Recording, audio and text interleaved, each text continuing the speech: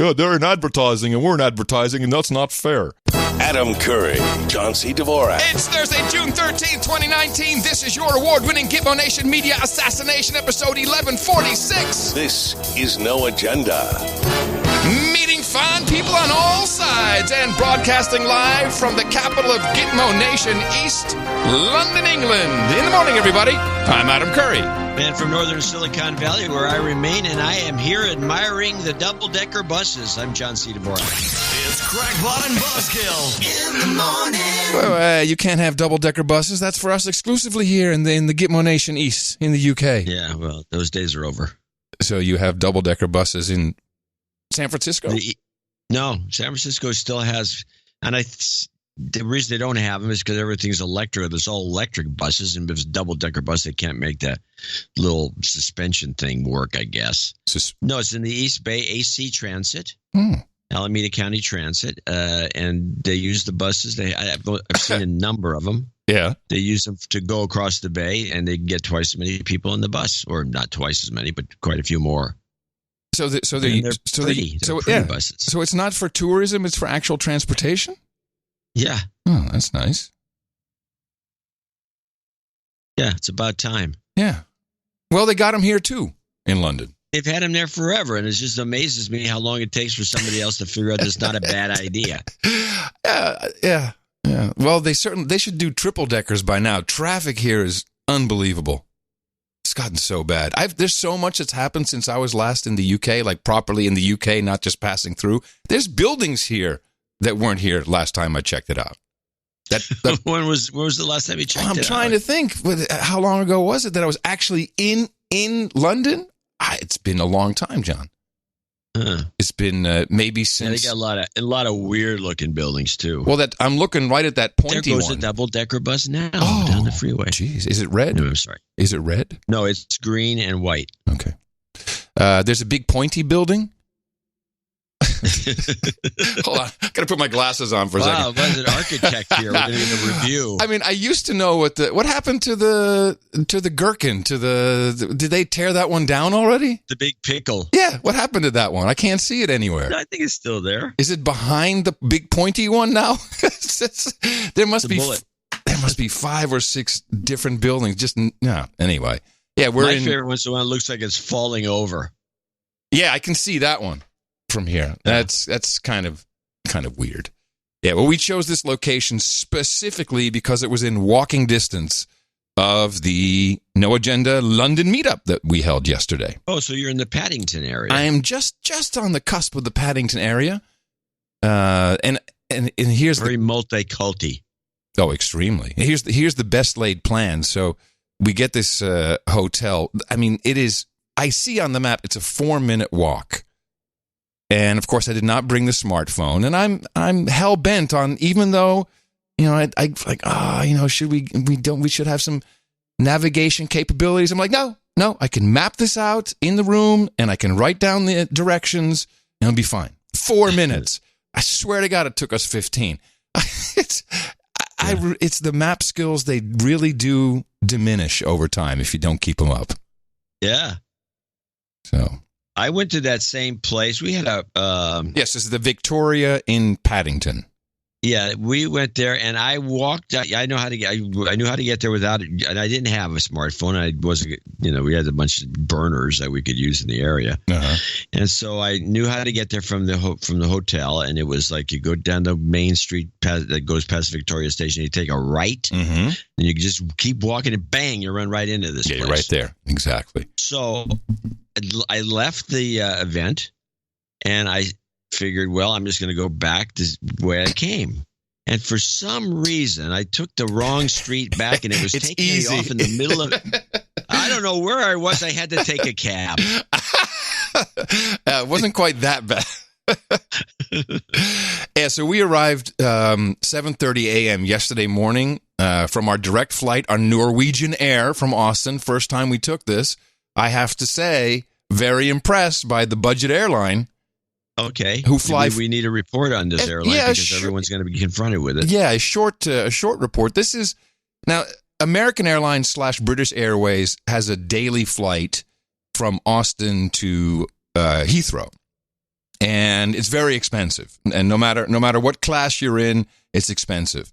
Norwegian competes with that. They're a budget airline and actually I think they're now the biggest airline from Europe to New York. That was kind of their first thing. This is the plane with the red nose. In fact, their call sign is even red nose, and then the flight number. But red nose. Yes, red nose. But that's because there's a lot of alcoholics in Norway. Oh yeah. Well, they're celebrating. So it's probably about 40% cheaper than British Airways. They fly the Dreamliner, the 787. Yeah, nice aircraft. I had not been on this yet. And besides, I thought you had because I thought you were raving about it before. No. That was the big Airbus. I flew on that. But the Dreamliner is, besides it being a plastic plane, which is not my favorite. Yeah, I thought you were never going to fly on one because it's all plastic. Yeah, well, I had to get here one way or the other. I can't afford. Well, British Airways is Airbus usually too. But it was fantastic. I was very impressed that service. You don't get a lot of frills, and you can order extra stuff on board. And they don't have they charge for everything? My understanding is that they charge for everything. Yes, they do. They do. They charge for a blanket. They charge for water. They charge you to go to the bathroom? No, they don't charge you to go. No, they don't charge you. They don't charge you to go to the bathroom. No. I thought it had a coin-operated door. No. Oh, huh. No. Good try. I was misled by the staff at British Air. Well, yeah. You wonder why. Now, I have to say the keeper has been really smart. She is hell-bent and determined on letting everybody know that this is our honeymoon. So right away in Norwegian Air, she says, as we get our glass of water, she said, it's our honeymoon. Oh, that's so great. And yep, lo and behold, show up 2 little bottles of champagne. Oh, here, these are for you. Take these. This is actually almost a traveling tip. And if that's a great idea. And the fact is that Norwegian Air is notorious for not giving away booze. Exactly. And it was champagne. It was brut from Champagne. It wasn't Prosecco. Yeah, the little mini bottle. Prosecco. It wasn't. Well, so then we... as we laugh like a couple of dilettantes. Well, if 2 mid-50-year-olds can get away with it, it's like, we're newlyweds. There was no question. There was no, show me your papers, please. That traveling tip is worth the price of a donation. And it gets better. And so when we here at the hotel, of course, when you arrive, right, I want to talk about the entry process into the UK, something else I hadn't witnessed. This is completely biometricized and automatized, but it's better than we have. It's better than world entry. You just walk up to the thing, you shove your passport, it registers your face, takes a picture for all eternity so we can track you throughout the entire country, but you're done. Yeah, it's pretty fast. No interview, no nothing. Get your bag, walk through the green alley, perfect. So we take a cab. Back to the tips. Yes, back to the tips. So back to the tips. So we're to the hotel, and the hotel, of course, obviously check out is at noon, check in is at 2. It's 9 o'clock, and we're here. So and the keeper does it. Yeah, well, this is our honeymoon. Oh, this is great. Yeah, we'll have some champagne for you.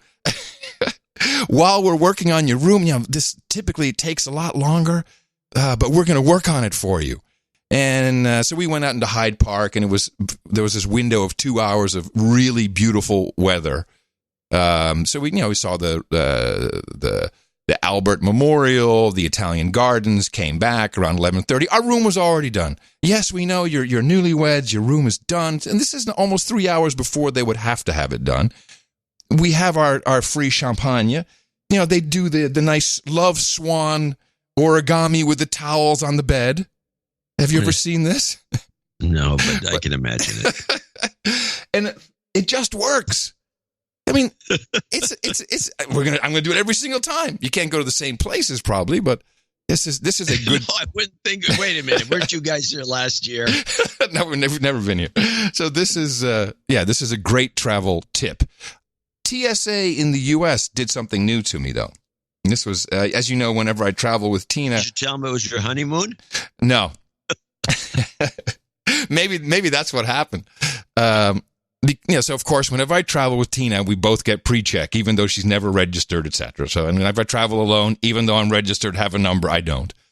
So we go through, so this is pre-check. You just throw your bags on. I have to take laptops out. I've got the whole studio, everything as usual. I take my Nokia, my literal cell phone, throw it in my jacket. The jacket goes through, and you go through the magnetometer because you don't go through the body scanner. And the guy says, "Let me see your phone." And I think he's like, I'm like, this is a joke or something. I can't go through I didn't take it. I said, I don't have my phone. He says, I saw you put it in your bag. I said, no, I put it. I was confused. I thought he was joking, or I said, okay. And so I get the Nokia and I hand it to him, and he looks at it, kind of weird, and then he swabs it. And they were doing this for every other passenger. This is new. I've never had the cell phone swab. Huh. Well, there must be an alert out or something for someone with a cell phone bomb. Well, it makes a lot of sense. If you want to know if someone has been in contact with any type of explosives, the best way is to get something, like their cell phone, which you'd be handling. You'd have it up to your face. That's it. Yeah. Secondary. Yeah. Because that's pretty smart. Yeah. Yeah. Anyway, so that's what that was. Let me see. Do we have anything? Well, then, obviously, then we have the meetup. I've talked to these swabbers a number of times about what they're looking for. And, they got all these new tests and they check things out. Mm-hmm. And I forgot I got something checked recently that didn't make a lot of sense to me. And, I brought it. Oh, yeah, I was coming back from Austin from your wedding. Yeah. And I brought a bunch of seasonings, and they had to check to swab the crap out of my barbecue seasonings. So, but it makes some sense. Stuff's slightly explosive anyway. Yes. Out the other end, but explosive nonetheless. Hey, yo. Oh. No agenda meetups. It's like a party. That's right. The no agenda meetup. Just a few words about our meetup at the Victoria. And we'll be thanking people later on who gave on-the-spot donations. I was very surprised. I didn't really know what to expect. The whole thing was organized by the Earl of Tennessee, Sir Patrick Coble, who flew in from Berlin, where he was doing some penetration testing. Actually, I think he was doing he does speeches about penetration testing, too. Yeah, he's got good stories. Yes. And just a big thanks to him. And it's so interesting that our Earl from Tennessee is put this together. And when we walked in, it was supposed to be from 6 to 9:30. We were more or less on time. There were probably about five guys there, including Sir Patrick. I'm like, oh, this is kind of cool, just we're chatting. And John, before you know it, we had 50 people there. It was fun. And we would just. Did you do a head count and you came up with 50? I didn't do. I was unable to do an exact head count. The picture at the end of the evening, which never includes everybody, was over 40. So yeah, I think we were at least 50, maybe a little bit more. And this was, in my experience, the most diverse group of people we've ever had. I mean, white, black, brown, gay, straight, old, young, Tourette's, autism, Asperger, conservative, liberal. Everything was represented. Huh. Much more. I mean, I was like, wow, this is like United Colors of Benetton. A lot of dudes named Ben, but also there was quite a number of women there. Of course, Dame Isabel, who is our first female listener. And there were a lot of people who had been listening since episode 1. And universally, this is what we heard from everybody. I love this meetup. I love meetups with no agenda people because I can speak frankly without having to be worried about overstepping, triggering, saying the wrong thing. But somebody with a stick up their ass. But it's like here's what I heard from almost everybody. I can't say what I think at my work. I can't say what I think around my friends. I can't say what I think or my opinion at school with my family. And people felt an incredible sense of community. And by no means were these all KKK, Nazi, quadroon, alt-right nut jobs. These are just, we had multiple people who work at the BBC. My favorite has to be the gay magistrate from Manchester, who, by the way, worked for Gove, Michael Gove. And I said straight up, I said, did he ruin the education system in the UK? I said, no. Did you have to go and get his Coke? I said, no. So just a lot of good information. And there was at a certain point, we're taking selfies, and we're rowdy, and we're taking over this place, and it's packed, and it's drizzling outside, so it has this perfect London pub vibe. And I'm taking some pictures with some of our producers, and behind me there's a couple sitting in kind of a booth, and they'd been sitting there for a while, and I felt that I knocked something over as I backed up, and I'm like, oh shit! I turn around, and I said, oh, did I knock something? And I thought it was their drink, but no, it's just the menu. And they look at me and they say, can we ask you a question? I said, yeah. So, well, we're from Florida, and we just got here, and we've never been to London, and we wanted to get a real feeling for a typical English pub. Who are you guys? What kind of club is this? They could not figure out what we were about. And I said, yeah. I said, and who are you? What? Yeah, this is. I can appreciate that. I mean, it's non-standard. You created a non-standard situation, and they were brought into it, and they were baffled. Yeah, sure. And of course, they were immediately hit in the mouth, and I'm sure they're listening right now.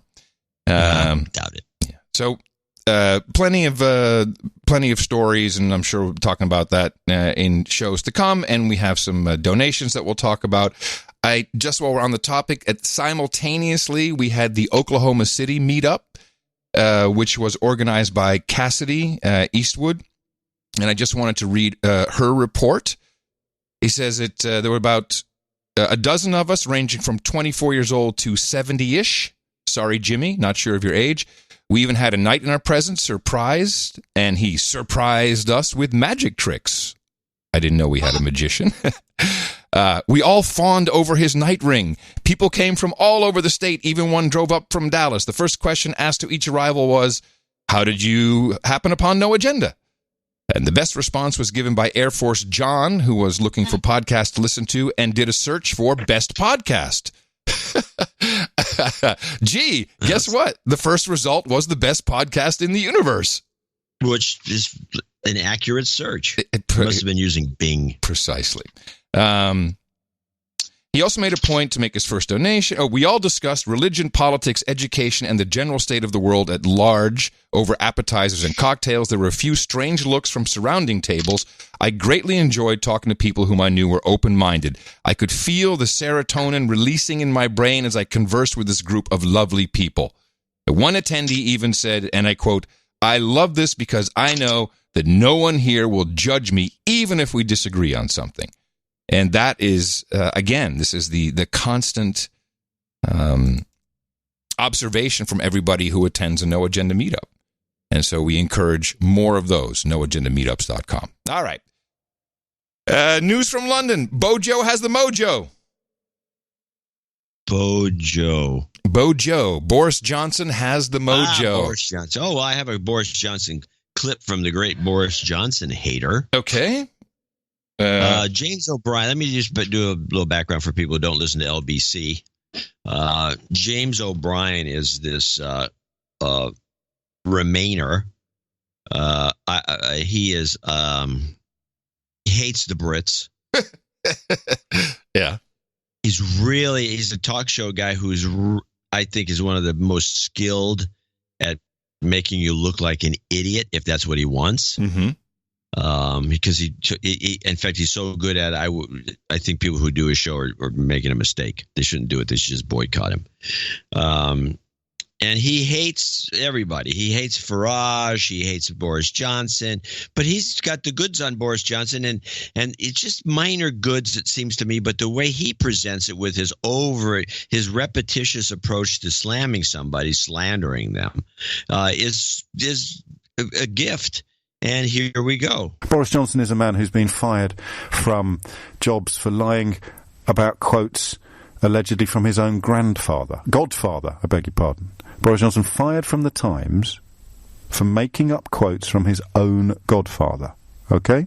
Lied to party leaders, lied to wives, lied to mistresses, went to court to try to stop you from finding out about a little girl that he'd fathered out of wedlock. He actually went to court so that you wouldn't find out about his appalling sexual incontinence.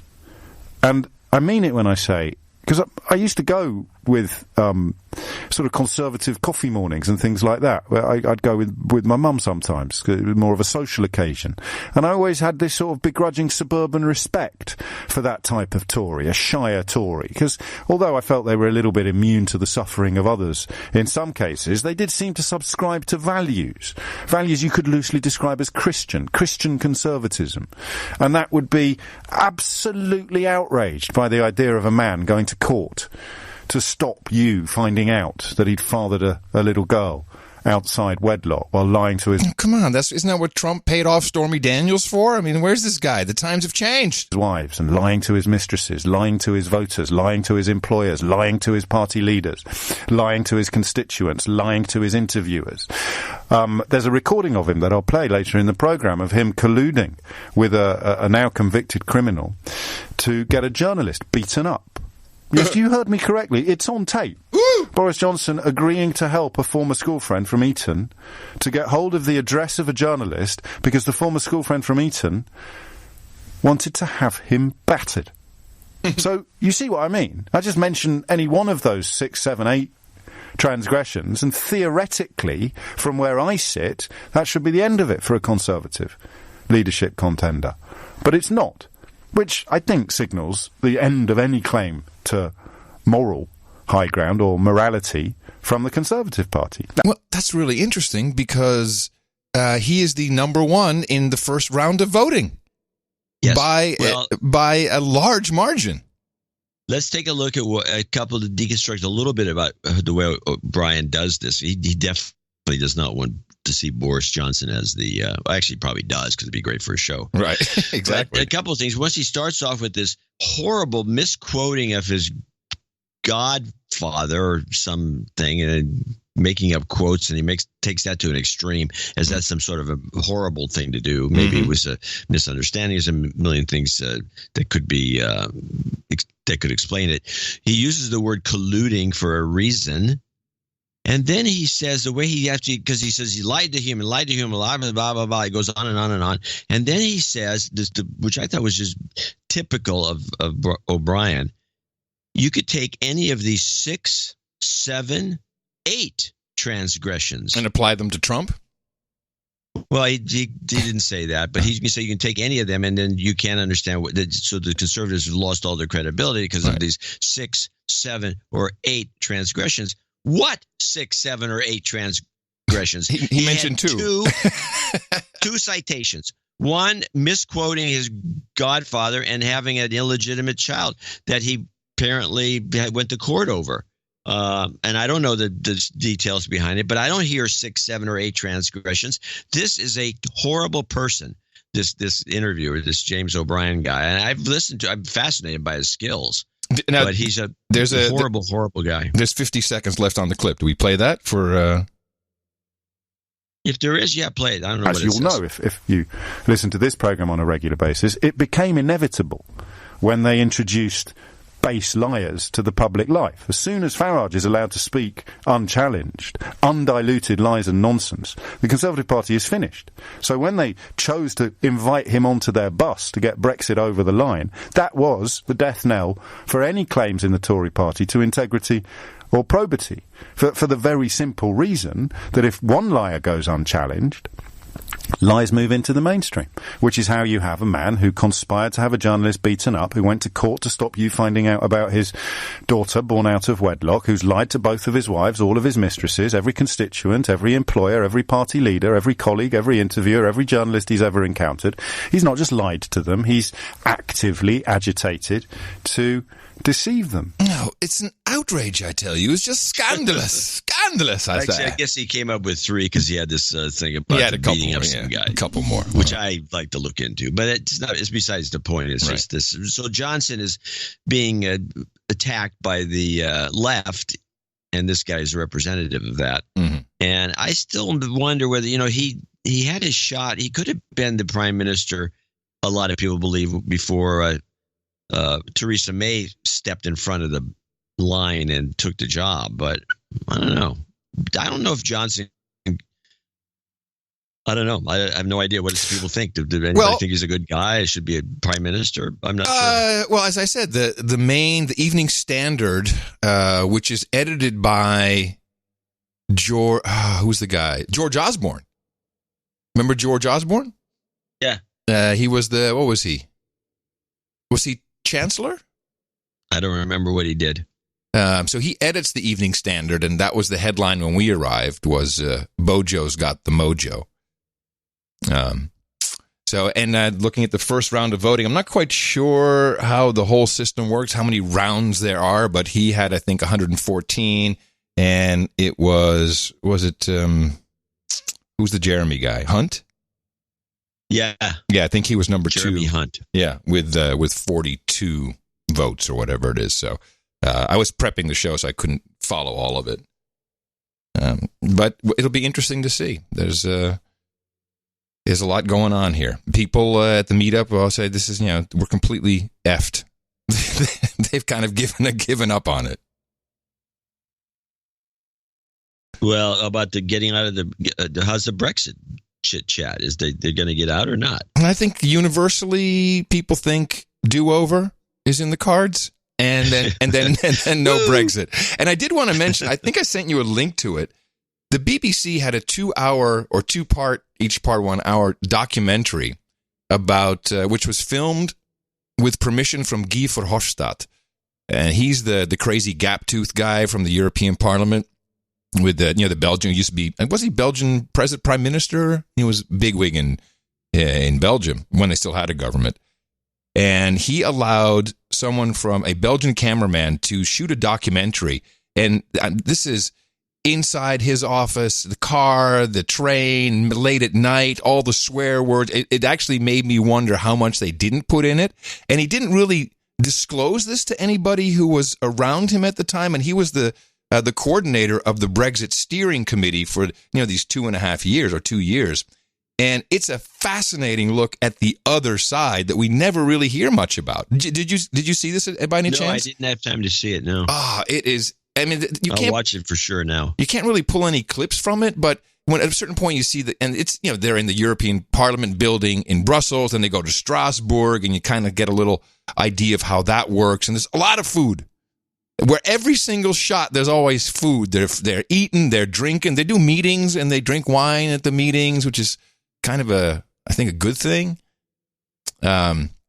But it's definitely verboten in the United States. Yeah, well, the link is in the show notes. It's well worth watching. In particular, you get like the speech writers who are then as it gets very close, like we screwed them. We sent them back to being a colony. They're all jacked up and jitty about it. It's a cool thing. It's fun to watch because we never get that side of it, and certainly not to that degree. I wonder what wasn't put in it. I had a question for you, though. There was an article that the New York Times published, headline, that Google made $4.7 billion from the news industry, and now it's time for the news industry to take it back. That wasn't the exact headline. Did you follow any of this? It's been debated a little bit, and most people think it's bogus. Well, I thought it was scandalous that the New York Times, first of all, they didn't really even disclose that this was a news industry lobbying group that they're a part of, which is what is it? It's the News Media Alliance, who are lobbying for House Resolution 2054, the Journalism Competition and Preservation Act of 2019. That was nowhere to be found in their article. Of course not. It's the New York Times. They don't let you know what they're up to anymore. It's a horrible operation. Well, I'd like to know what your LibJoes thought of this. In particular, the assertion made based on a comment from Marissa Mayer in 2008, where she offhandedly, although it was, I think, an investor situation, so it can be taken with some degree of certainty, that in 2008, Google News had made approximately $100 million from news. And that was the whole quote. And they extrapolated that by adding 10 years to it and said, yeah, looks like 4.7 billion is what we're not making and Google is stealing from us. And now they have this lobbying group. It is a 501c4, and it's the lobbying for the passage of House Resolution, the Bill Journalism Competition and Preservation Act of 2019, which would allow all news publishers, which, by the way, we wouldn't qualify for, because you have to have professional editors on payroll. You have to have at least 1 million people interacting with your website on a monthly basis. Otherwise, if you have that many people that you just described, you don't need help from the government. I know where this stems from. Well, let me just tell you what the plan is. The plan is they want 48 months. So they want, what is that, 4 years? They want 4 years to have antitrust, anti-competition laws. What is the word? Not apply to the news industry, so they can collude with each other over a 4-year period to find out how they can screw Google and Facebook back. That's in essence what it is. They want to be able to work together as a group and figure out how to get the money back. This is the kind of idiots that are running the business. First of all, this stems from the Canadians who decided to put a fund together and give their newspapers a bunch of free money. That's right. So they want to say, well, they're doing it up there. They're getting free money. We should do the same thing. The second thing is this nonsense about Yahoo and it being extrapolated. Yahoo is a news organization in a lot of ways, one whole division. They take the Associated Press feed. They pay for it.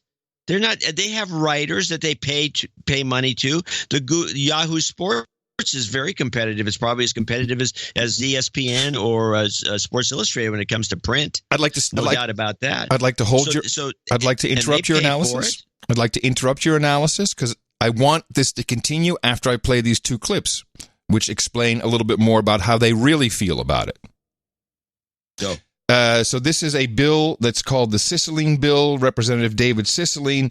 Here he explains briefly what the News Media Alliance is about with H.R. 2054. This is a really important issue for everyone in our country because we all recognize that our democracy is strongest when we have a free and diverse press that informs citizens, holds concentrated power accountable, and roots out corruption.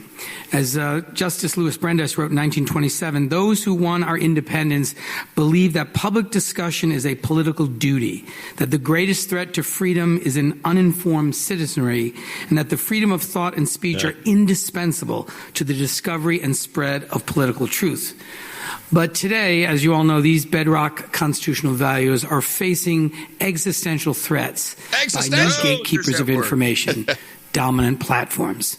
Last year, Facebook and Google amassed more than $60 billion from online advertising, the majority of online ad revenue. And despite record levels of online readership, news publishers have seen a steep decline in revenue during the rise of these technology giants. The bottleneck is bleeding news publishers dry, and you see evidence all across this country. And in the absence of a competitive marketplace, newsrooms across the country are laying off reporters and editorial staff or folding altogether. This is happening to legacy news companies and digital publishers alike. There is no question that we've reached a tipping point. And what's really important to remember is this is not just a marketplace that's not working and providing an absence of competition where we're sort of losing the kind of sale of widgets. This is about the very foundation of our democracy, access to reliable, trustworthy local news. If this trend continues, we risk permanently compromising the news organizations that are essential to uncovering corruption, holding the government and powerful corporations accountable, and sustaining our democracy. Oh, yes, the old democracy. What is never mentioned is that newspapers never made money off of news. Ever. And they blew it. Weren't you and I both a part of the Newmark conversation? Yeah. With Hearst? No, it was not with Hearst. Wasn't there? It was the publisher that was married to what's her name, the actress. The Sharon Stone. Yeah, what's his Mr. Stone? Like, Bronfman? Mr. Stone. Bronfman? Bronstein. Bronfman. No, Bronstein. Bronstein. You're thinking the guy who used to run Seagram's. Yeah, isn't that the guy? Wasn't he also married to Sharon Stone? I don't believe so. It's possible. So I can't remember Bronstein now. is in there telling the story. We will tell it again. You're right, Joe Bronstein. I'm sorry. Yes. Yeah, you're thinking Phil Bronstein. I'm wrong. I'm wrong. Yes, Bronstein. Bigger name. Yes. Yeah, okay, so Bronstein's in there, and he tells this story. He says that in the early days of the net, we'll call it the net, Craig Newmark comes in, the guy who does Craigslist, and it was in the 90s, and it was making money off of classifieds. It was making money off of classifieds locally. It was doing these and they were free classifieds, and his whole theory was you just give away the class because the computer, it's text. It doesn't take a lot to store it and send it around. It's not a lot of overhead in terms of resources of the internet resources. And so his idea was to give free classifieds to everybody and then let people pay for job listings and things that are a little more, that can actually bring in some cash. And he sort of reversed the whole model of how classifieds work. And so he goes in there and talks to Bronstein, I guess, and I don't know who else was at the meeting, but he says he comes in and offers them the whole Craigslist model. Yeah, for like $2 million or something, some ridiculously low low amount. He said a figure, but if he said a figure, it wasn't much. No. But he offered him the model, and they said, we know how to do classifieds. We don't need your help, you dumb shit. Get out of here. Yep. And so they kicked him out, pretty much. I mean, I'm sure they didn't say that, but it's something like that. And I've seen this happen in other situations. And I also saw it happen with classifieds when I was a fly on the wall at the Media Lab in Massachusetts, where Hearst Corporation was meeting with the Media Lab people to discuss something. I'm not sure actually what it was anymore, but something like that was brought up in that meeting too. And there was the same kind of response. We know what we're doing. Yeah, I had the same when I pitched, before we were Think New Ideas as On-Ramp, we pitched Tribune Company in Chicago. That beautiful building they have there where the radio station was still down the, I don't know if it's still there. And we got laughed out of the building. We have a Story Server. Wasn't that the thing, Story Server? What was it? What was that content management system? Vignettes, yes, Vignette Story Server. We're like, you need classifieds. We got an idea for that. That's how you've been making. No. This is a new world. We know how to make money off of news. Well, they've never made money off of news. It's just that, it was always the classifieds. That was the main thing. Classifieds went away. That's when the problem started. But oh no, now all of a sudden it's news. No, I disagree with that. And I think that's a myth. I think this comes up a lot, and I think it came up in these clips that you have. The problem started with television, and it started a long time ago. And you can look at the curves, the growth curves, and everything else with the newspaper business. They don't like to talk about it, but that's where it started. Television came in with the hourly report, the nightly news, and all Cronkite, to Huntley and Brinkley. And those guys came in, and they just started taking the taken the impetus away from the newspapers, who really had to compete with the television guys, who were stealing a lot from those are the guys that were stealing from television. They were stealing from newspapers. If you worked at a radio station in the 50s or 60s, everyone will say the same thing. We'd get the newspaper, we'd clip the articles that were interesting, and we'd run them as news. Right. Okay. And where was the lawsuits then?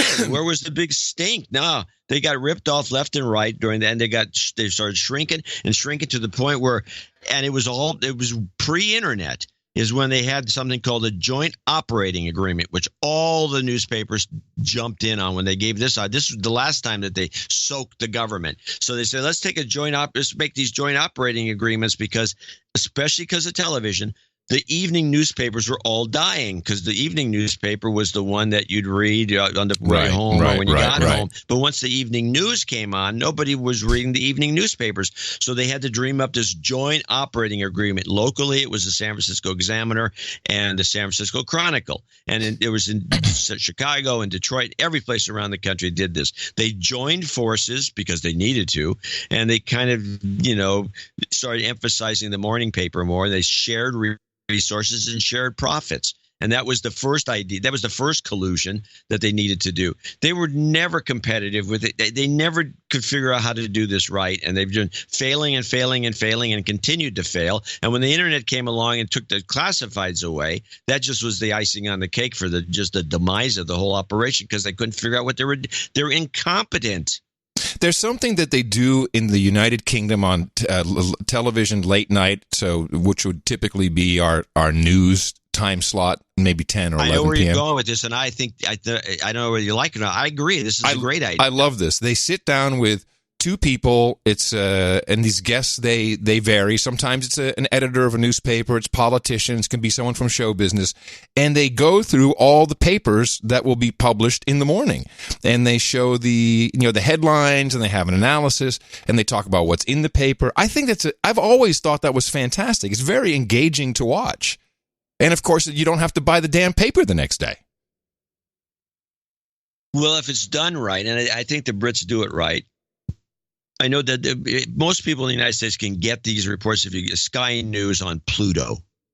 Yeah, that's exactly. Sky News does it very well, and they've been doing that for But BBC does it too, don't they? Don't they have a version of it on BBC, or is it only Sky? They probably do, but I don't. The Sky News one is the one that impresses me the most. And you have to remember, Sky News was once part of the Murdoch empire, so they're not killing themselves and Murdoch's mostly a newspaper guy. This was a form of promotion for the papers, because they'd go on about something that might interest you, and the British, and I think you might pick up the paper. What makes it even the British newspaper business is a lot different than ours. What makes it even more interesting is that News Corp is heavily represented in this news media alliance, and the only other clip I have is the short one from Tony Bush. She is what is she? She's the government affairs executive at News Corporation. What I think has been missing in the discussion up until recently is the fact that Google and Facebook are in the advertising business. Google made $135 billion last year off of advertising. Facebook made $56 billion off of advertising. The entire digital advertising market is around $237 billion. So they've taken $195 billion out of it, which leaves around $30 billion for everybody else, including the newspaper industry. And that is really the crux of the problem that we're facing, which is the system is broken. The antitrust laws have not been enforced during the evolution of the tech platforms, and we need to both investigate that, but in the interim, we need a solution, and the Miscellaneous bill is really that solution. Okay, so we can collude with each other for 4 years and come up with a way to screw them back. Not going to happen. No. These guys, there's the dumbs versus the smarts. And this nonsense that Google is, you go to google.news.com, and you can see what Google, there's not even an ad on that entire page. You mean news.google.com? What did I say? Google.news.com. Let me see what that. Let me see what that is. News.google.com. Let's see if that is anything. Oh, it goes straight to CNET.com. That's funny. Yeah, news.com is owned by CNET. Yes. They bought it right away. Yeah. Anyway, No, they don't run ad. No, they actually do not run advertising on the news. That's something that Google is very vocal about. We don't run ads on that. No, they make their money on search. Well, and this is if you're searching for some news story and you're on the page, you're going to get some ads, and it's got nothing to do. It's not taking revenue. These guys are shooting themselves in the foot. This is the same thing that happened in Belgium, I think, or one European country. Remember, this was about 10 years ago. They were all upset. Oh, Google, they're indexing and the index citing tax. our paper, and they're making people link to us. Then people are coming from these links. So we don't like that because we don't have control of it. So we don't want Google linking to us anymore. So they stopped linking to them and they went out of business. Something I did not clip. They want the Google link, dummy. Something I didn't clip, but there was part of what they were talking about at this News Alliance panel was, well, when you click on the story, Google gets all the information. Well, what are you in? Newspapers? Are you in the news business? Are you in the information about people business so you can turn it around and do something with that? And they all fell for the whole AMP thing. Remember that? AMP. No. Yeah, you got to get Google AMP because then it loads faster and it's fantastic. And Google AMP means that everything you do runs through Google, you dipshits. And they're like, yeah, we're all on Google AMP. And they did the same thing when Facebook was like, yeah, we're all about news. Remember this Google AMP? Yeah, I think it's still used. Jeez. Yeah, it was Amplify or was something. Everyone was, because it preloads and it's compressed on both sides. And thank you, Google. And Facebook, you recall Facebook said, we're changing the algo for news. Everyone, great. And they change it back to friends and family like, oh, boo. Yeah, idiots. Accelerated mobile pages. That's what AMP stood for. Thank you, Troll Room. Was this something for phones or what? It was for mobile to make everything faster on mobile. Well, I looked at the most recent Mary Meeker State of the Internet report, which is 333 pages long this year. Well, I'm glad she's doing something with her time. Everything is stagnated. Revenue is not really dropped here and there. Stagnant. Everything is kind of plateauing. But mobile is now double desktop. It's just surpassed everything, which I'm sure a lot of people are happy about because we want these spy devices to be on your person at all time, so we know exactly what you're doing. That's the real juice they got, not the news. Well, this has been predicted, of course, for years that mobile would take over most of the action on the internet, and okay. So, right along with this, I think we should do a quick little callback to the adpocalypse deconstruction that we did on the last episode, which I think most people appreciated.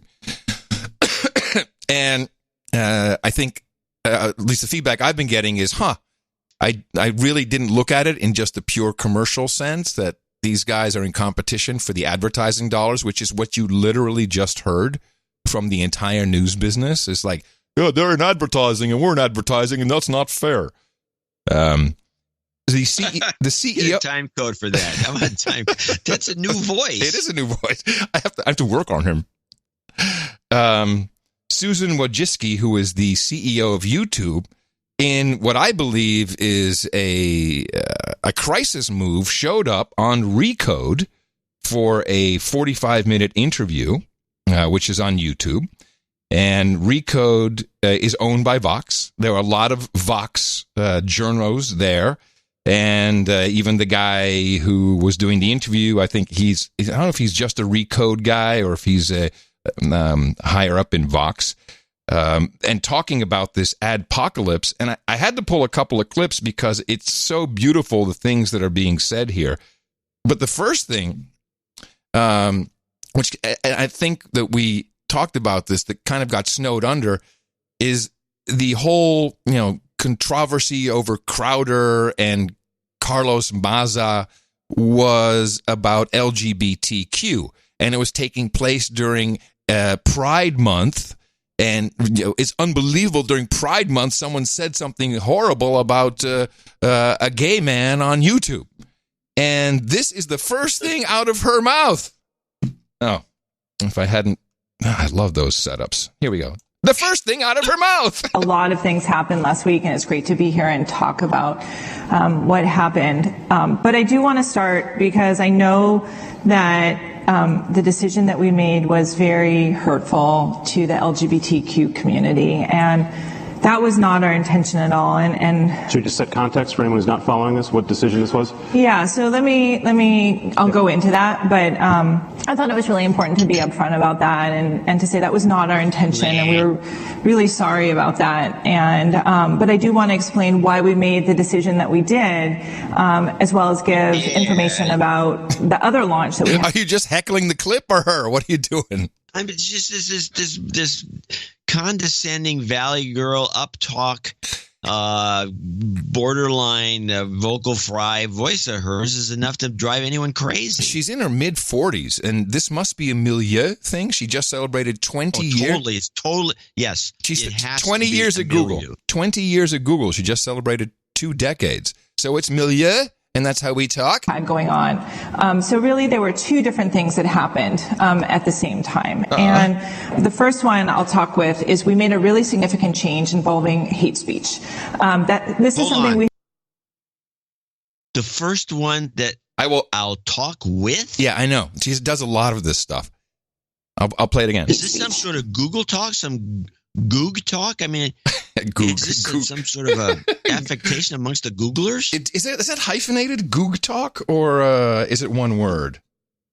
I think, well, let's see, Goog. Goog? It has to be Goog. hyphenated. Goog talk. 2 different things that happened at the same time. And the first one I'll talk with is we made a really significant... I think she does a lot of this. She wants to say something different. Like the first thing... I will address with you, or I don't know, but her brain was behind her mouth, or ahead. Who knows? Hate speech. This is something we had been working on for months. So I'll just preset this up. Apparently, it was a great coincidence that they had been working for months on new hate speech rules for their platform, and on the very same day they launch it, this controversy starts. It's just unbelievable. And we launched it on Wednesday of last week. This is a series of policy changes you've been rolling out. So to just be clear, so we've been making lots of different policy changes on YouTube. And we made this past week, we made a change in how we handle hate speech. And that took months and months of work and hundreds of people we had working on that. And that was a very significant launch and a really important one. I love how they've clearly been able to come up with rules, and she details them in a moment, about hate speech, something that legally cannot even be done. But yeah, okay. And what we did with that launch is we made a couple big changes. One of them was to make it so that if there's a video that alleges that some race or religion or gender or protected group is superior in some way and uses that to justify discrimination or exclusion, that would now no longer be allowed on our platform. Similarly, if you had a religion or race and they alleged that inferiority, that another group was inferior, and they use that to justify discrimination in one way. Those were changes that we made. Yeah.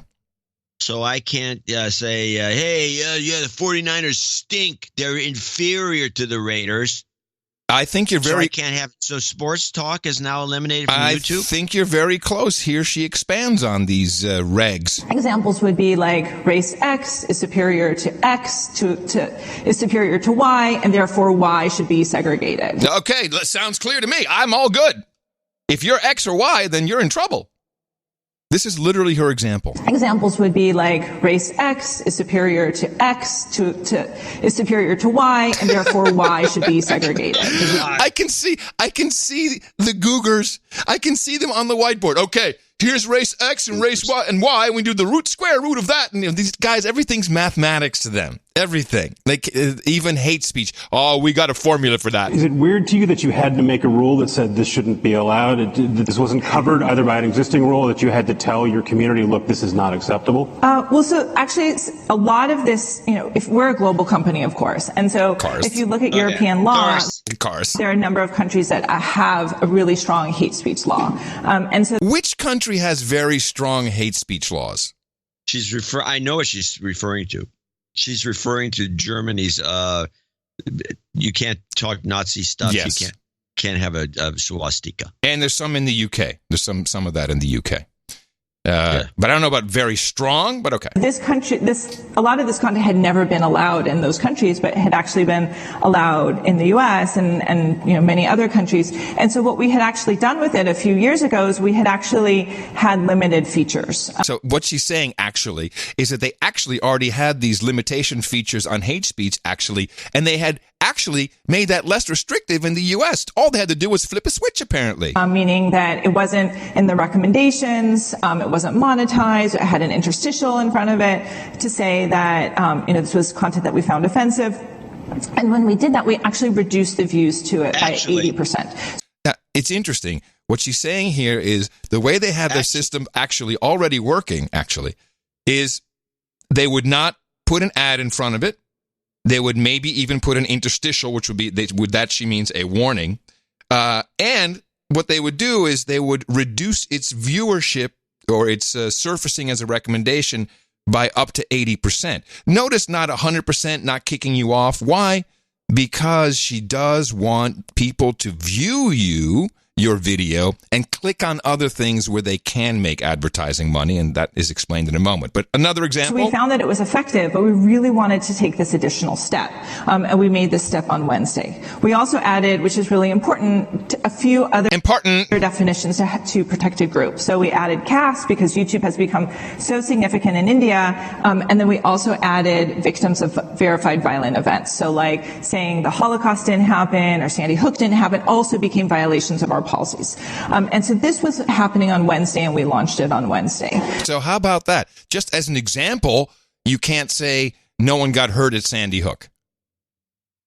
Because that's, if people got hurt during a big, massive event, then you can't deny that. That's very interesting that's the tack that they've chosen. And the reason why is, of course, apparent in this one. When we look at these accounts, there are many different components that we look at. If I were to do it again, I would put it all into one. Do it in one go. Yeah, I would do it all in one go. So we're not kicking you off, but we're not going to help you make money on YouTube. We're suspending monetization. Meaning we're not going to run ads against your stuff. If you still want to sell racist coffee mugs or whatever you're selling, that's your business, but we're not going to help you. We're not going to put an ad in front of your stuff. So what she's explaining here is why they will demonetize, but will not kick somebody off. Mugs or whatever you're selling, that's your business, but we're not going to help you. We're not going to put an ad in front of your stuff. Well, we said we're not going to put an ad in front of it, but the conditions by which will turn it on can be broader than just that. So, for example, if they're selling merchandise and linking off of YouTube, and that is. See, what she's saying is if you're making money outside of us, yeah, we really don't want you to do that, so we're going to kind of demonetize you. But if you stop doing that, and this is just a mug that they're referencing, I don't think it was a racist mug. Was it a racist mug?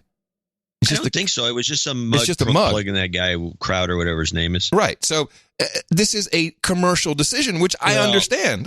Well, she finishes up 20 seconds. Seen as racist or causing other problems, that's something that we will discuss with the creator. Because again, we're like putting advertising there. So we need to make sure that the advertisers are going to be okay with it. And we have a higher standard. And so we can sort of look at all different parts of that creator and what they're doing, and basically apply that higher standard there. She never mentions what the higher standard is because we all know what it is. Brand safe. That's your higher standard. Yes, this is something we've been harping on. Now, I should mention that I don't know why this is a surprise to anybody. If anyone had experience with Google AdSense in the early days, Google was very adamant about how these things are going to be placed. They didn't want competition. They don't like the idea. So they don't want you doing anything that would interfere with their streams. Their financial streams come in there. They don't want you kind of latching on to somehow and piggybacking on and making money on your own without them being in the middle. It's all got to go through them. Yes, it's just a style. People don't have to go along with it. There's alternatives, but nobody wants. YouTube is set up to make it easy for everybody to put their videos there. So an assertion. I wonder what happens, by the way, if YouTube just folds and all the videos go away? How would the world be different? And how would people react to that, I wonder? Well, an assertion that My videos. An assertion that we came up with is that these celebrity YouTubers are insignificant to their business. Insignificant to their business in regards to the actual revenue. So yeah, I agree. Well, she's going to tell you how insignificant. What percentage do you think are of their entire? Well, she doesn't necessarily say revenue, but of all the videos that are monetized by Google, what percentage do you think is big and problematic, or just problematic because they're big? You mean they're too big to fail? No, the ones that like Crowder and Joe Rogan or Alex Jones or anyone or Laura Loomer or Laura Southern or any of these people who think that they're really important. What percentage of YouTube's actual business Probably is that? 1% or less. I just can't fathom why there's 8 million pieces of terrible things coming onto your site on a quarterly basis, but that would really upset me and worry me. Well, it matters what's the denominator. Like you gave the numerator, right? And so, we have a large denominator, meaning we have like lots of content who's uploaded and lots of users and lots of really good content. And, when we look at it, what all the news and the concerns and the stories have been about this fractional 1%. So if you talk about the other 99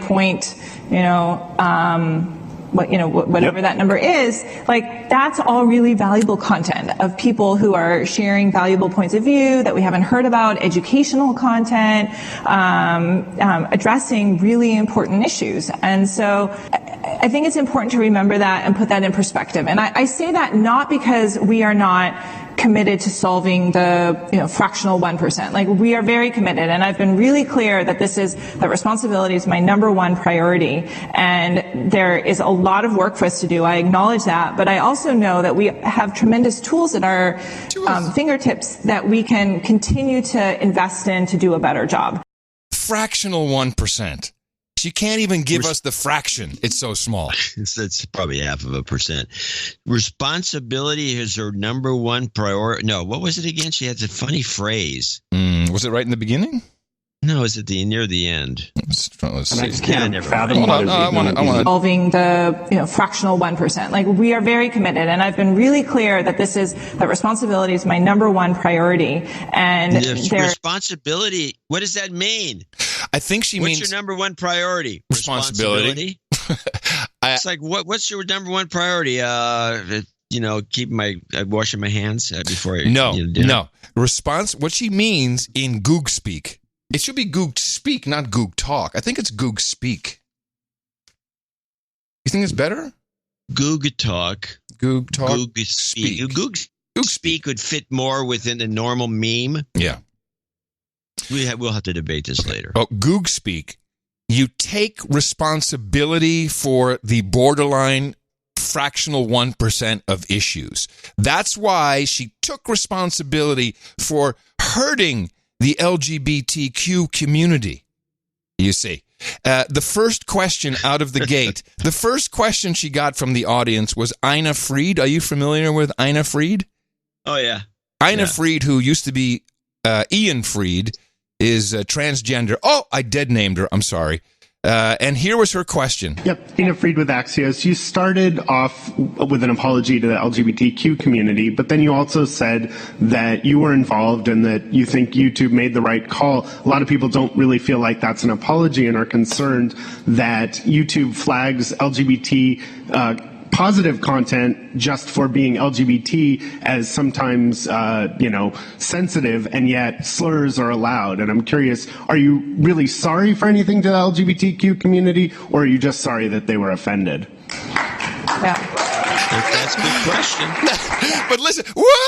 I don't know why the audience is open. Oh, yes. So first of all, I'm really personally very sorry, and it was not our intent. Our goal was, YouTube has always been a home of so many LGBTQ creators, and that's why it was it was so emotional, and that's why. Oh my God! What is wrong with this woman? So emotional. This really. That's why, even though it was a hard decision, it was made harder than it came from us because we've been such an important home. And what is wrong with her is that this is their problem. This is their fractional 1% issue. Is that the social justice warriors are relentless, will not stop for anything, find fault in almost anything anyone says. It's social justice warriors. And they don't want the stories. They can't have the negative press, and we've been through this because I didn't clip all this, of course, but she even says, "Oh no, we've reduced these things to 50%." All of this whole blitz that she's on is to inform advertisers it's safe over here. It's less than 1%. And even that we don't even show them almost 20% maybe. I think they're in some serious trouble when it comes to the advertising business. I think they're going to have a real problem. I mean, since they haven't taken over the whole thing yet, they have to, they're set in a position where they have to grow to maintain their stock price and everything in between. They're in serious trouble insofar as growth. But I don't think they're in serious trouble so far as it's going to recede on them and they're going to make less and less money, like the newspapers. Well, the competition for their type of advertising is growing, and that's all the other streaming services, including the M5M television networks, who are all now going into streaming, and where people are buying more ads. Well, those ads would have gone to fractional ads, and they would have gone into network TV if they could afford them, because that's where the action is for the big money spends nowadays. There's big magazines used to suck them up. Good big giant magazine would get. I think Vogue magazine is still a big giant magazine. You can get $50,000 for a page, which you can't. There's nothing like that online. No, and I don't know. I think their problem is this introspection may be damaging them when you have somebody like this woman who's just fretting and worried sick and apologizing in awkward ways that she can get called out for not apologizing when she probably is sincerely apologizing instead of apologizing for her. I'm sorry I hurt your I'm sorry you think I hurt your feelings. I'm sorry. That's my favorite. I'm sorry you felt butthurt about that. Yeah, I'm sincerely sorry. Yeah, that that sort of apology, which is not what she did, but she got called on it anyway and folded. She should have just jumped on him and said, "That's not what I said. No, I didn't say that." She could have honestly said that. She didn't say that. No, I didn't say I'm sorry because you felt bad. I said I am sorry that this happened. Period. Well, the correct answer came from Google CEO Sundar Pichai, who was interviewed separately by Ina Fried, Quickie. I thought maybe a good place to start is YouTube, and obviously it comes up a lot. What goes through your mind when you watch a video like the recent one? You had this teenager, what appeared to be donning Muslim garb, spewing a lot of anti-Muslim, anti-Semitic, homophobic hate. What goes through your mind when you see a video like that and see that it's gotten 350,000 views? I'm thinking, let me see, 350 times 15 CPM. I'm thinking, bingo! I don't know all the details of this specific video, but in general, look, I mean, all of us, none of us want harmful content on our platform. Harmful. I think last quarter alone, we removed 9 million videos from the platform. More recently, we have introduced, just like today we do this in search, we rank content based on quality.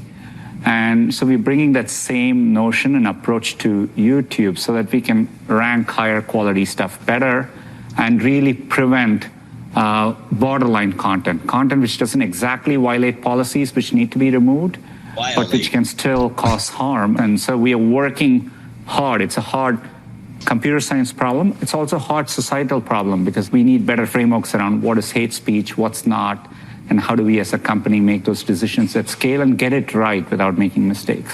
I love that it's just a hard computer science problem. That's got to be my favorite answer. That's classic. Now, I want to mention something. Don't you think a website that would just totally kick butt would be called the 9 million? Ooh. I mean, no, they took 9 million videos down. That's a lot of videos. Well, that's just in 3 months. No, I thought you said in the last year. No, quarter. You said quarter? Mm-hmm. Holy moly! Well, that was that. Well, that's actually, the name of a new game show. That was well. Interestingly, in the Recode interview, it was 8 million, and I don't know if the Sundar was done before or after, but he said 9 million. So, but I think the CEO might be. I don't know, the CEO of the whole kit and caboodle. I don't know whoever's right, but yeah, it's a lot. And that's their purge, and that's their 10,000 reviewers and whatever AI thingies they have going. Yeah. Yeah. Sure, the AI thingies are useless. Yeah. Well, just one of the many reasons why we, 11 seasons ago, you can turn it into years if you want, chose a very different model so that we could never get kicked off, but we vowed to consistent poverty. And that is why I'd like to thank you for your courage and say in the morning to you, John C. Dvorak. Well, in the morning to you, Mr. Adam Curry. In the morning, all ships at sea, boots on the ground, feet in the air, and subs in the water. In the morning. Days nights out there. In the morning to the troll room, noagendastream.com. Very trolly today for some reason. All kinds. Yeah, they got all this very trolly. Like all kinds of side topics. I don't know if they're paying attention at all in there. It doesn't seem like it. Yeah. Also, in the morning to, no, is it that guy again? Who's this CSB guy? Is that not Comic Strip Blogger?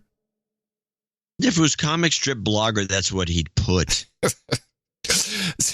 We want to thank CSB for the artwork for episode 1145. The title of that was Dumb Meat, and it was the Report Hate Speech Tap Here button, which, interestingly, on many podcast players, actually does something when you hit that. It does something. It gives you like show notes or something. It doesn't report anything. That was a great piece of art. We thought it was very funny, and we appreciate the work that all of our artistic producers, and I said artistic producers, do.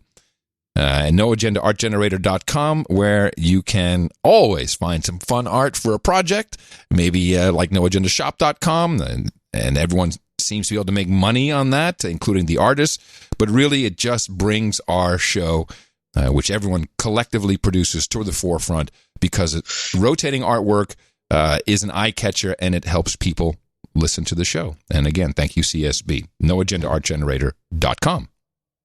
Now, how do we do this with our donations? How do we do this with the meetup donation? There's no long notes, but there's just a couple. No, the way we do it, do it the way I think we've been doing it, which is we'll do this segment, and then we'll do a meetup segment. Okay. And then in other words, we'll do 3 donation segments instead of 2. Good. All right. And it doesn't happen that often that people complain about it. It's not like we're doing a meetup a week. Starting with, we start with Sir Ho Ji Hung, Baronet of Mongkok, $361.40. He's our top executive producer. Note, Father's Day is actually the 16th. The newsletter says the 15th. Oops. Smiley face. And oop. Yeah. Happy Father's Day, Pops. Happy birthday to fellow Flag Day babies. Can I get a jobs karma? Sir Ho Ji Hung, Baronet of Mongkok, Hong Kong, it says. Yeah, of course you can. And we'd also love to get a little boots on the ground reporting from the crazy protests that are going on in Hong Kong. Yes, we have some clips. Oh, okay. Well, let me give him his, jobs karma? Here we go. Jobs, and jobs. Let's vote for jobs. You've got karma. Thank you. Dick Foster comes in as executive producer at $350.01. Hello, Adam and John. This donation should put me at the required threshold for knighthood. All right. Is he on the list? Don't know. Yes, he is. No wacky title needed. My birthday is Friday the 14th. I'll be 24. I've been unemployed since late last year, but at least I'm in talks with my ideal employer.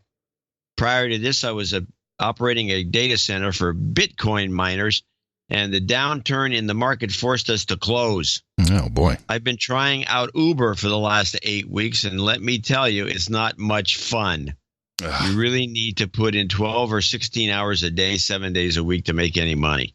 Jobs karma and Sharpton respect, please. All right, Nick, and we'll see you at the round table later on.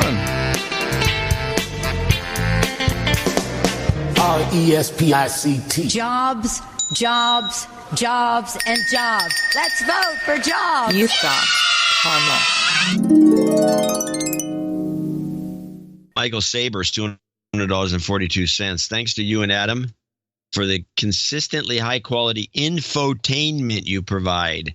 Please send some jobs karma to my daughters who are new to the grind and could use a bump to get themselves where they want to be. If you could, throw in a bingo boom boom from the Reverend Manning just for fun. Bingo boom boom chakalaka boom boom boom boom chakalaka boom boom. Jobs, jobs, jobs, and jobs. Let's vote for jobs. You've got karma. All right. And Michael's associate executive producer with $200.42, followed by Patrick Knight of the Southern California Hills, $200. Patrick Knight of the SoCal Hills. Here's to the number 3 best conservative podcast in the universe. I think his name is Patrick Knight of the SoCal Hills. Oh, well. I think it's Sir Patrick, actually. Knight of, I believe. Okay. I think so. Well, it's still Patrick Knight of the SoCal Hills. I got it. Jason Toliopoulos.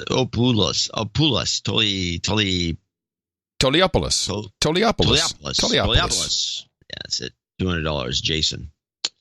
In the morning, my smoking hot husband, it says Jason. Jason. Oh, okay. Jason and Emilio. That makes sense. Yeah, there you go. My smoking hot husband, I can't thank you enough for your twice weekly sanity check. We travel a lot for our respective jobs, and you guys keep us company for the long flights around the world. Well, thank you. I wonder what they do. And in the rare weeks we're both off the road, we'll often fall asleep listening to your brilliant deconstruction. As Horowitz likes to say near the end of a DH Unplugged, which we know puts some people asleep. Don't forget to donate. Donate. We've also punched our extended family in the mouth, so No Agenda is truly a family affair for us. It's my mother-in-law Mary's birthday, so my husband and I would like to wish her a very happy birthday and hope she's not too embarrassed and smiles when she hears this. She is loved. I'm also about to embark on a potentially lengthy job hunt, so I'd appreciate some jobs karma. Thanks again. Love and light, Jason and Emilio. Well, love and light to you. Thank you very much. And I'd love to know what jobs they have traveling all around the world. Spooks. Jobs, jobs, jobs, and jobs. Let's vote for jobs. You've got karma. Somebody has to infiltrate various communities. Yes. I think there were at least 3 spooks at the meetup yesterday. Oh, yeah, that's what I wanted to ask you about that because it's always funny because you can talk to people who are on the lookout. Not everybody is. That's the problem. Well, it doesn't matter because you're not going to do anything about it anyway. But it's kind of nice to know. I think anyone who has an American, American, Dutch, and it was more like Scandinavian. It was like British, American, and German or Dutch passport. I think the Dutch one. That Dutch passport is great all around the world, so spooks love that. There was also one of our producers just looked like Men in Black. He was just dressed. He had the black tie, the black suit, and like spook. Well, he could have been with MI6 or something along those lines. Is that what we're assuming, or GCHQ? But the question is, did he, the spooky character, donate? I have a deja vu, which makes sense. I have a total deja vu on this. I remember having this exact conversation about a meetup and about spooks and about donating, and I think they flashed me. They must have. Because when the Men in Black flash you, it shows up as a deja vu. I have not ever asked that question. There you go. Yes, you have. I'm pretty sure you have. I've asked about spooks and how many you think were at the meetup, but I don't remember asking if they donated. From now on, sorry, by the way. I'm freaking out. What? Jobs karma. Did you get the jobs karma out to Jason? Well, just in case. Jobs, jobs, jobs, and jobs. Let's vote for jobs. You've got karma. Those are executive producers and associate executive producers for show 1146. Yes. Now, do we want to do the meetups right now, or do we break in again? Just do this now. It's not that long. If it's going to be short, sure, you do them now. It'd be easier. Yeah. Okay. Let me just bring it up here. Okay. Hold on. Because last night we did everything. We wrote everything down. What'd you think of the pub? Oh, it's fantastic. It was, it was it's a great pub. It's just a good pub. Yeah, it's very famous and old. All right, so we're going to do all our London meetups should be at that pub. It's definitely it's appropriate for us for sure. And we were clogging the kitchen entrance, and they were all very. It was nice. That not at any point did anyone get pissed off at the noise we were making. The fire hazard. They do in Oakland. The fire hazard we were creating. We didn't even clog the place, and they were bitching and moaning at us. And then we noticed something in Seattle. And we've discussed this on the show, and people from the area have told us this. Seattleites don't like crowds. A bar doesn't want. No, too many people in my bar. I'm going to make too much money. I don't know what to do. Get out. Well, I think we set the tone, and I think they did good business on us, and we probably shut the place down. I don't know. Tina and I left before that took place. Anyway, some thanks from producers who supported the show with on-the-spot donations. Very interesting to see. I don't know if you witnessed this when you did the meetup, John.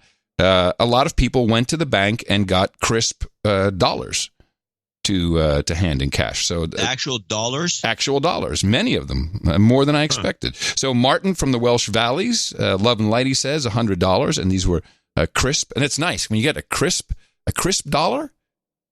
That's you don't get those often. No, you have to. The printing press must be nearby. Or these crisp pound notes. The plastic, another thing that's new to me. That's weird. You get a kick out of that with the see through it. Yeah. It's like, wow, this doesn't. And then there's the Queen's ghost when you look through the hollow area. Let's see. Nuked said in the evening, John and Adam, keep up the good work. Not donated since I saw John in 2017. You guys need to create a crypto address for us anti-PayPal folk. A lot of requests for that as usual. Please shout out to my girls, Elise and Saskia. John, you pronounced Saskia as Saskia last time, which upset her. She was 5 back then, now 7. Get Adam to pronounce this Dutch name. Saskia. Saskia. I hope we did it right. That's 50 pounds. Thank you very much. Sir Bashir. It upset her. Sir Bashir came in with 50 pounds. Thank you very much. Carl Madden from Enfield in London, 60 pounds. Sir Burton. Yes. He gave us 200 pounds, and this was meant as sanity insurance, and he is on the list with an additional donation today, which I might as well do now, $168.80. Just wanted to say thank you so much for the show, which is significantly responsible for keeping a grip on my sanity and amygdala.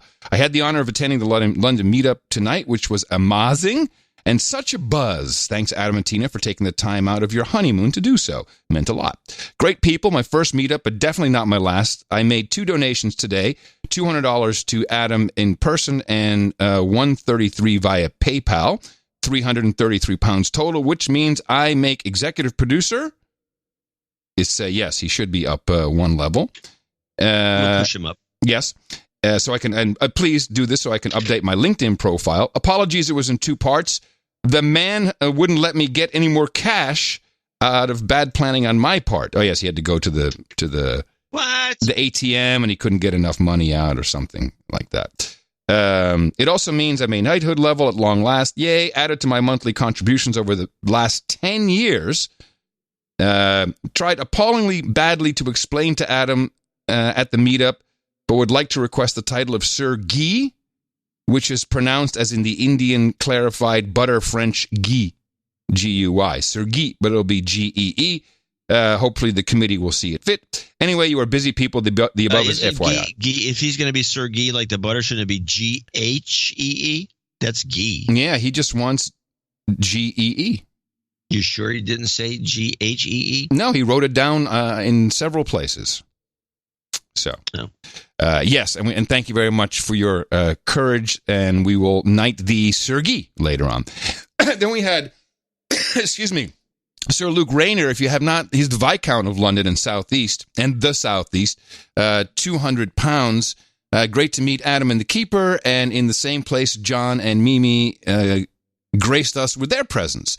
I hope you enjoyed your brief stay in London. Feels great to give you some cold, hard cash. Hopefully the commission at the Bureau de Change doesn't screw you too much. Thanks for visiting Gitmo Nation East. He also did professional photographs of the meetup, and they're all over Twitter and also in the show notes. Sir Matthew Wittering of Greenwich, $150 in U.S. currency.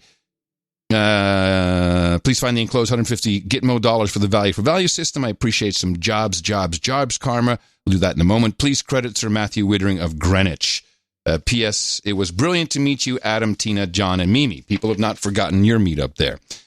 Scott, $75, again, printed out, requesting a de-douching.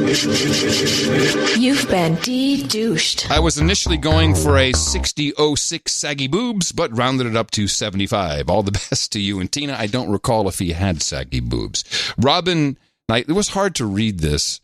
I don't know if it was Dio Sleuth. Couldn't really read his handwriting. It was just written on the envelope. £100. Robin, thank you very much. Marcus, a.k.a. the Obe, O-W-B, and his smoking hot girlfriend, Jozo, $100. Thank you very much. Was there any note with that? Thanks for the ongoing support with mental health, well-being, a regular sanity check in the morning, gentlemen. Then we had Sir Black Knight, Sir Brian Barrow of Wooten Bassett, Barrow of Barbados, £200. And that was from, I believe, the whole family. Adam and John, this donation takes me a step closer to becoming he says count. Do we have count? We have Viscount. I think it means Viscount. Small price to pay to keep you on the air. Even better, it should keep me just ahead of Sir Luke of London, and also a nice card for Tina and myself. That's for our marriage. It's very appreciated. Sir John of South London, $100. Please accept this donation in my latest installment toward becoming a baron. If you're taking requests from knights, please could I get some relationship karma for the summer doldrums? Thank you for the great work on No Agenda. Apart from keeping us sane, it is the number one tool to keep our minds sharp and be skeptical of all that we hear and read. ITM, TYFYC, John Kumar, Sir John of South London, again with a nice separate card for the keeper and myself. Sir Tim Cheng, £50 from him. I spoke to all these people. They're fantastic. Rudolph Vesely, £300. So he also becomes an executive producer. He had the longest note, and we're almost done with them. And he also gave us some elephant bracelets, which was nice. I think that's for good luck for the newly married. Rudolph Velsey, senior director at Oracle Consulting, at this moment trying to get a job in Dubai. Listening from episode 1021, but haven't donated yet, so he wants to be de-douched. You've been de-douched. He actually says, call me a douchebag, but no, we're de-douching you for that. Please tell Dvorak to learn something about the microservice architecture. Properly developed and managed microservice-based solutions is more resilient than any current legacy system. And the 911 outage from episode 1101 definitely was not caused by a microservice architecture. I'm assuming The 911 system is running on a virtualized infrastructure that was 50 times migrated from one provider to another, and now it's managed by people that don't have documentation and don't understand it. We'll take that. Thank you very much. I will accept that explanation, Mm-hmm. but I'm not going to accept the notion that microservices architecture is the greatest thing since sliced bread, which he implies. Dude named And Ben. I say that in a disdaining, nerdy voice. Final two here. Which he'll appreciate. Dude named Ben M5M. Hi, Adam, Tina, and John. Find and close an anonymous donation to the best podcast in the universe of £100. I work for the BBC, so do not want to be mentioned by name. Yes, we understand that. He gave me a lot of interesting insight into what is going on over there at the BBC. And then finally, we have Sir Kevin Strange, £100, and Vodra London, who has a stationery, which is, I've never seen this before. It has a beautiful logo, and at the top, it's the ZAPA. Have you ever heard of this outfit? It is the Zombie Apocalypse Prevention Agency. Vodra London. 42 pounds from him. Thank you very much. And he wants some goat karma. So we have some relationship karma, jobs karma, and goat karma. And again, thank you, everybody who came to the meetup. This was a great one for us personally, for Tina and myself. It was really nice. You've made us feel very welcome, and it was, as I said, the most diverse. And I'm just full of how wonderful it was. Jobs, jobs, jobs, and jobs. Let's vote for jobs. You've got karma. And that's it for execs, our associate executive producers, and our meetup donations. Remember, we'll be doing another show on Sunday. I will be coming to you from Northern Ireland. You can support the show at Dvorak.org/NA. I'm pretty sure you know what's going on here in the UK. That's why you need to propagate. Our formula is this. We go out, we hit people in the mouth.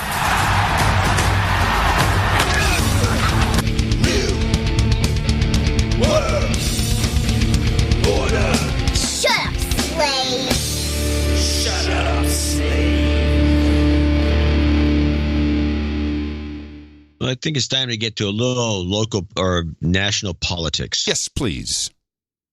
Let's start with Biden versus Trump in Iowa as an ABC report. President Trump heading to Iowa today, where Joe Biden was waiting for him. The former vice president making his most direct attacks yet. The president is literally an existential threat to America. Speaking to voters in Ottumwa, Iowa, Biden said the president undermines American values. But this is a guy who does everything to separate and frighten people.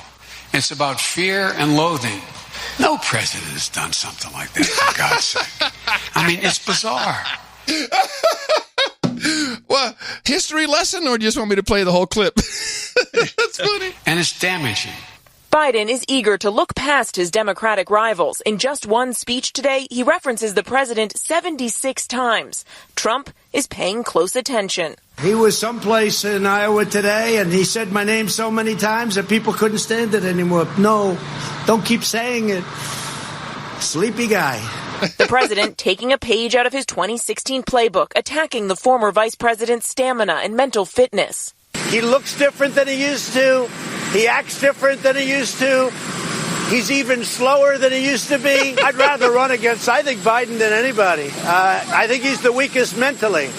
And I like running against people that are weak mentally. Mr. Vice President, why do you think the president says he would rather run against you than anyone else? I don't know. I have no idea. But I'm looking forward to it. Biden is leading in the early polls, but with 23 Democratic candidates to choose from, some Democrats we spoke with today aren't sold yet.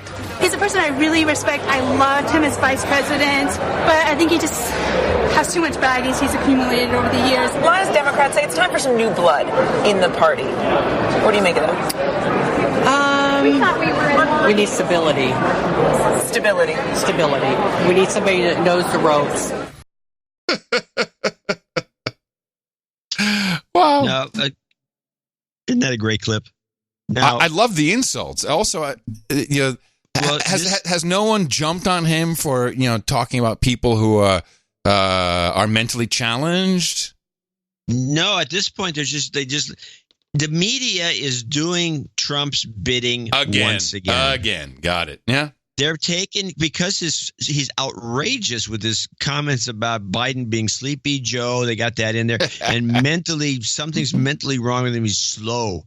They put that in because it's colorful and it livens up the report. But if they're really out to get Trump, they're doing a poor job. They really think they're doing themselves a service. They think they're doing the Democrats a service by pointing out that Trump says these things, not realizing, again, it's a stupidity thing. Yeah. Not realizing that this is the kind of thing that sticks in people's minds. Sleepy Joe, he's mentally incompetent. He's dumber than he used to be. I'm surprised he hasn't brought up taking the top of his head off twice. I don't think he knows. No. I think only people that listen, if he listens to the show, he'd know, but I don't think that many people know about that. Yeah. It would be a perfect follow-on. I mean, they took the top of his head off twice. I mean, how can he be president? Who knows what they put in there? I can write this stuff for him all day long. Maybe it's something he's saving. I'm not sure. But the media is just... And they put these packages together, and it's just, they become hilarious if you listen to them. Yeah, I like it. Now, we had this woman, or CBS did a report on, let's see, what is the CBS one? Because I have I can give you the... Ortiz? I should give you the ISOs I've already pulled. Ortiz? Is that who you're thinking of? No. Ortiz is the best baseball player who was shot. Okay. I'm going to just... give you I'm going to do the ISOs. I'm going to play the 3 ISOs that I found. Okay. And then they'll show up in different clips. Okay. Oh, nice. Oh, this is like a treasure hunt. Yes. So this one here is this woman, Lisa Chang, or Lisa, she's a Chinese, kind of Chinese. I don't know, was she Chinese American or Chinese? I can't tell. Mm-hmm. But she's on CBS, and she can't pronounce Putin. Oh. And she's worse than the other one. Putin? The wall girl who used to be on RT who couldn't say Putin. She said Putin. This girl can't even get that out. Listen to this. With Russian President Vladimir Putin later this... Putin? What does she say? She throws it together. Putin that. This was not my clipping her that way. She can't say Putin. Let me hear it again. With Russian President Vladimir Putin later this... Putin, yeah, it's very... Big Putin. What was that? It's like the woman from YouTube said important. Yes. Couldn't say that. Okay. Now we got a classic, the new whoa from Bernie. Okay. Whoa. Woo! Hold on a second. Huh? No, hold on. Woo. Is it woo? How does that go again? The Bernie thing. Whoa. Oh, it's whoa. He does whoa. Hold on, I have it here. Let me see. Yes. So let me reverse this one. So this is... Sir, are you... Oops, this one here. Whoa. And this is... No, it's a different one. No, I'll have to find it. I like this, though. This is definitely... This is... Whoa. This is perfect. I think that's a contender. That's a big contender. Contender, yeah. And then there's the perjury ISO. Sir, are you worried about perjury? Yeah. That's just another reporter shouting. I think Bernie takes it. Well, I would say so too. Okay. All right. So let's go to the other. Let's go with, we have Trump in Poland, part 1. Yes. What do you have? A flyover and everything was... Wait, Trump? They got a Polish guy there, and then he's doing sales. And it's so obvious. It's so funny. That's it. Today, Washington, D.C. saw and heard something that hasn't happened in more than 100 years. It was a staged military flyover of the White House. Weijia Zhang on what it was all about.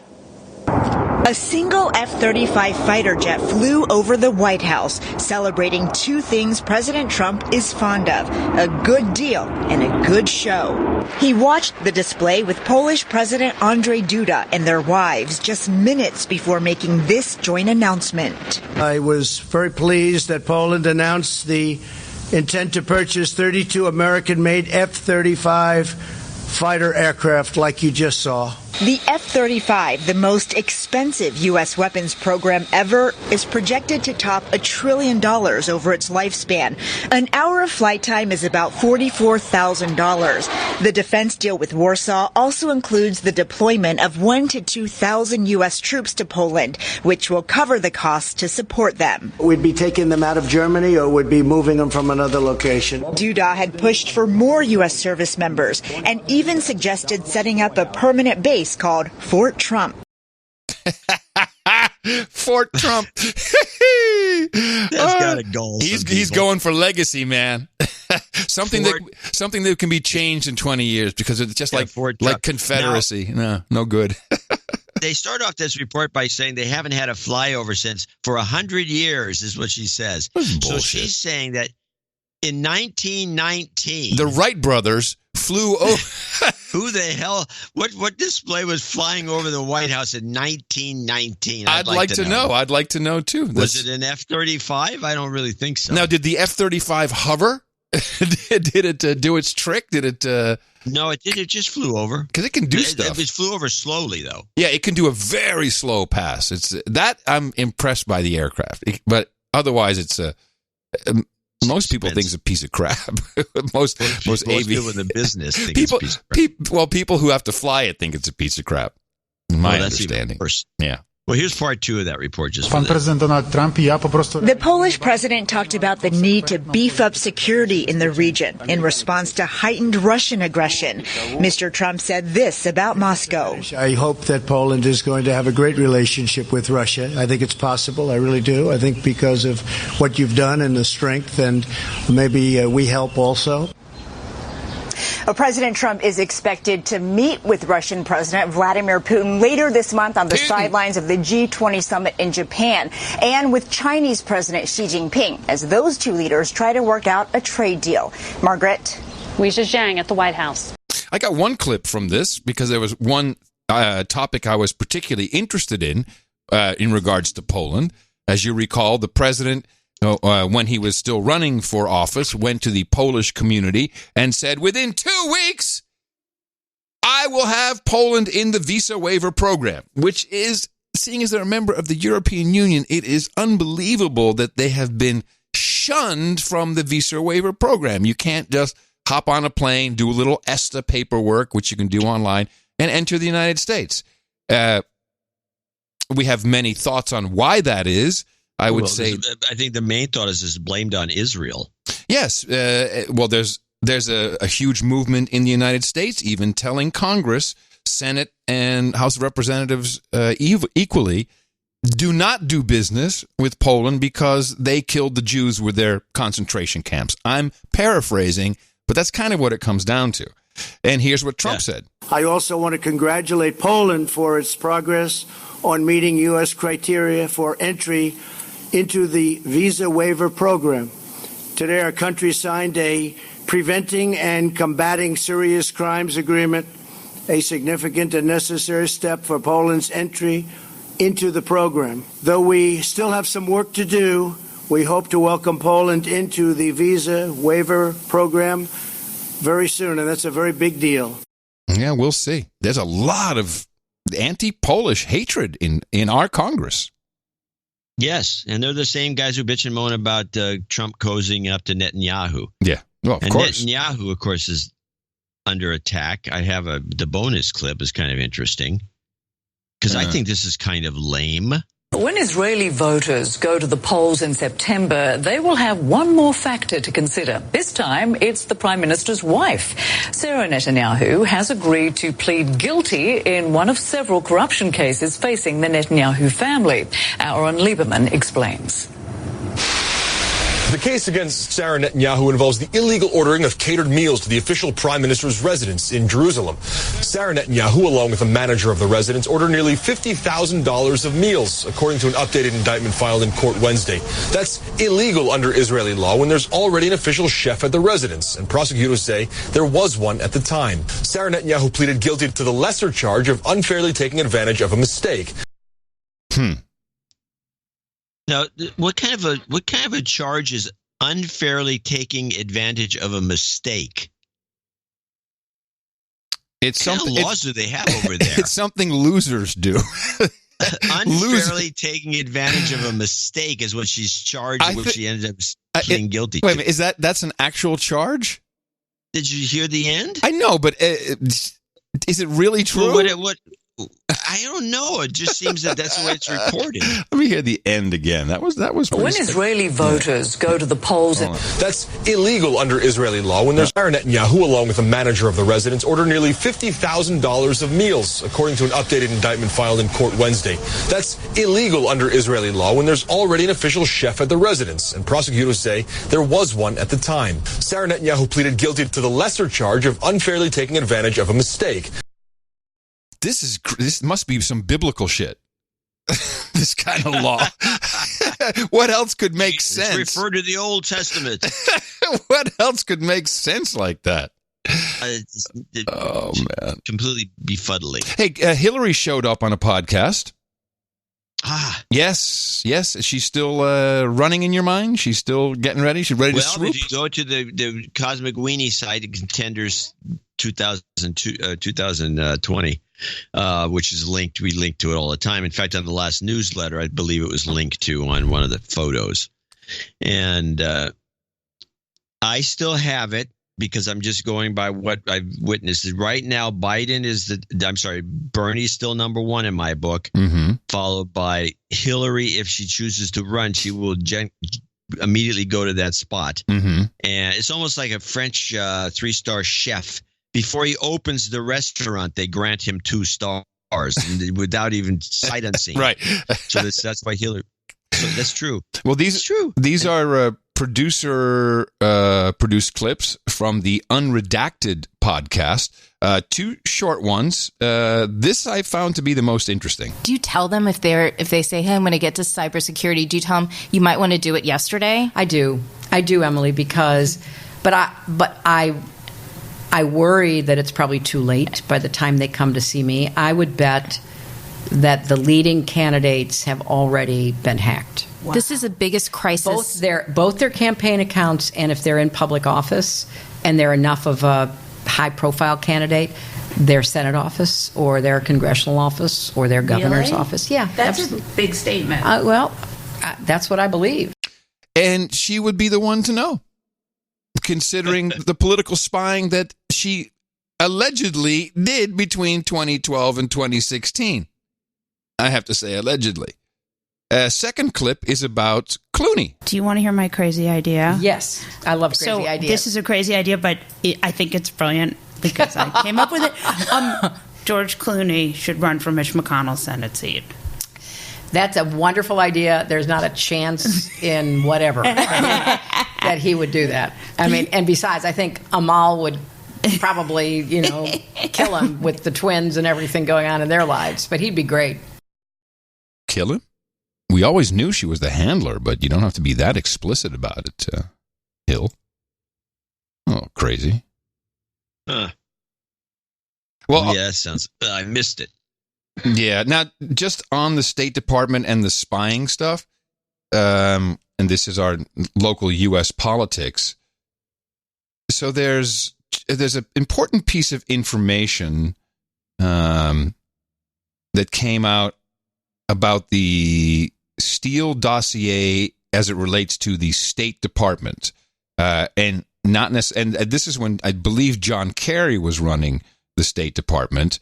And it's the first one is about this the Ukrainian guy Kilimnik, I think his name is, who was one of the main reasons I think Manafort went to jail is because he was talking to Kilimnik and was giving Kilimnik the polling results, the secret polling results, and passing on information. Even though Manafort wasn't convicted of any of that stuff, as far as I know, that was really the insinuation. It's like, oh, he was with Klimnik. With Klimnik, it was Russia, ties to Russia, oligarchs, Russia.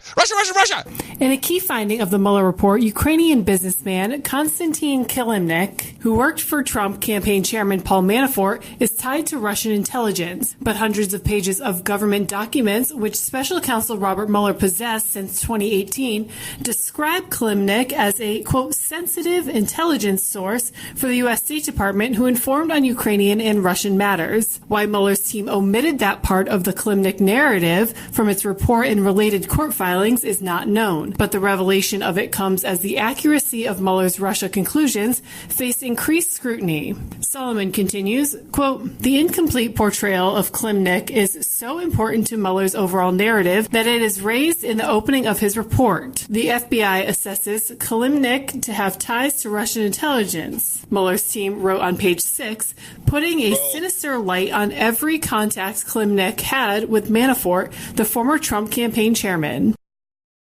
We got to get these millennials out of the news business. Is this girl on ecstasy or something? Yeah, she sounds stoned. Yeah, as I said, we got to get these kids out of the news business. So along with that goes the next clip, which is Tom Fitton of Judicial Watch, who is apparently living with Sean Hannity now to make sure he's on the air every night. There was more than one dossier. You had the Steele dossier, and it looks like you had a dossier created by Jonathan Weiner at the State Department, using as a source not only Steele, but folks like Sidney Blumenthal, Clinton aide, or Powell, and Cody Shear, who goes back for a long time with the Clinton group. This is just incredible in the sense that everyone's been thinking that it's the Justice Department and the FBI, that's where all the bad activities was taking place. Secretary Pompeo needs to be working with AG Barr as closely as any other agency head in terms of decoding the deep state conspiracy against then candidate Trump and then President Trump. And they were desperate to get this information out to their friendly Democrats on the Hill just before Trump was inaugurated. And it wasn't to help President Trump. It was try to destroy him and undermine him. Oh, everyone who was paying close attention to this all jacked up. Oh, yeah, they're going down. People are going to jail. And I don't think so. I don't think so. I don't think so for a second. This is all great, but no, I really don't think so. But we'll see. There are people much smarter than you and I on the case. Yeah, that's probably true, but it doesn't mean anyone's going to jail. Final political. So there's one big story. Well, the big story today, the story that I like is the one I'm going to like to talk about a little bit, which is the census report and the question and the scandal. Because they have, Trump saying something, on the air, and it's scandalous. The census report or just the census? What exactly? No, the census, the question that's on the census that asks for if you're a citizen or not, yeah. Yeah. So I have two clips on this. Okay. First, let's play this one. This is the contempt over the census question. If it's the clip I'm thinking of, it's a gem. Across the Capitol, another vote to hold the Attorney General in contempt of Congress and the Commerce Secretary, too. The Democrats who lead the House Oversight Committee said the men had stonewalled efforts to investigate how a controversial new citizenship question ended up in the U.S. Census. It's designed to intimidate and instill fear. The administration retaliated by exerting executive privilege over the census documents Congress wants, as the president defended the new question. I think when you have a census and you're not allowed to talk about whether or not somebody's a citizen or not, that doesn't sound so good to me. The Supreme Court is expected to rule this month on whether the citizenship question can be included in the 2020 census. Experts have warned that the question will discourage some immigrant families from filling out the forms, thereby, Margaret, skewing population data. Okay. All right. That wasn't the clip I wanted, but that clip is fine. It was okay. It sets the background, yeah. Play the clip Contempt. Well, that's the one census. That's the one I just played. You played Contempt? Yeah, Contempt over census question. Yeah. Oh, okay. That's weird. Okay, play the bonus clip then. It says bonus Trump on census. I don't have. Oh, yes, I do. No. Oh, exec privilege. Yes. President Trump spoke about invoking executive privilege. Let's listen. Well, I think that, and I'm not overly involved in that, that's really a legal matter, but I think when you have a census and you're not allowed to talk about whether or not somebody's a citizen or not, that doesn't sound so good to me. Can you imagine you send out a census and you're not allowed to say whether or not a person's an American citizen? In Poland, they'd say they're either Polish or they're not, right? So I don't want to get you into this battle, but it's ridiculous. I think it's totally ridiculous that we would have a census without asking. But the Supreme Court is going to be ruling on it soon. I think when a census goes out, you should find out whether or not, and you have the right to ask whether or not somebody is a citizen of the United States. A controversial decision there because it is not a citizenship poll, it is a population poll, and some critics say that this would dissuade some people from being counted. The issue to him, he actually seems to be condoning the idea of knowing who's a citizen and who is not, even though this information is not supposed to be shared. That's not what someone taking the census would believe if they were filling out that question. Absolutely. It is something that we have not seen before, and that is why the Supreme Court is going to have to decide it. You know, involved or not, he has made his views extremely clear. I thought we had seen this before. I thought it was on the census at one point in history, wasn't it? It may or may not have been, but I'm more interested in this skewed presentation by CNN. I don't know who this woman is. It was Dana Bash. It was the one that she was interviewing, as though she's someone to be interviewed. She's a reporter, as reporters interviewing reporters. But well, she's deep state. She's married to. She used to be married to some like agency guy. Dana Bash. Yeah, I think so. Could be. Yeah. But she goes on, she makes this comment which sticks in would stick in some people's minds as, first of all, let's talk about the census thing after I bring up at least this one point. Let me read from the United States Constitution, Article 1, Section 2. It states, quote, representatives and direct taxes shall be apportioned among the states according to their respective numbers.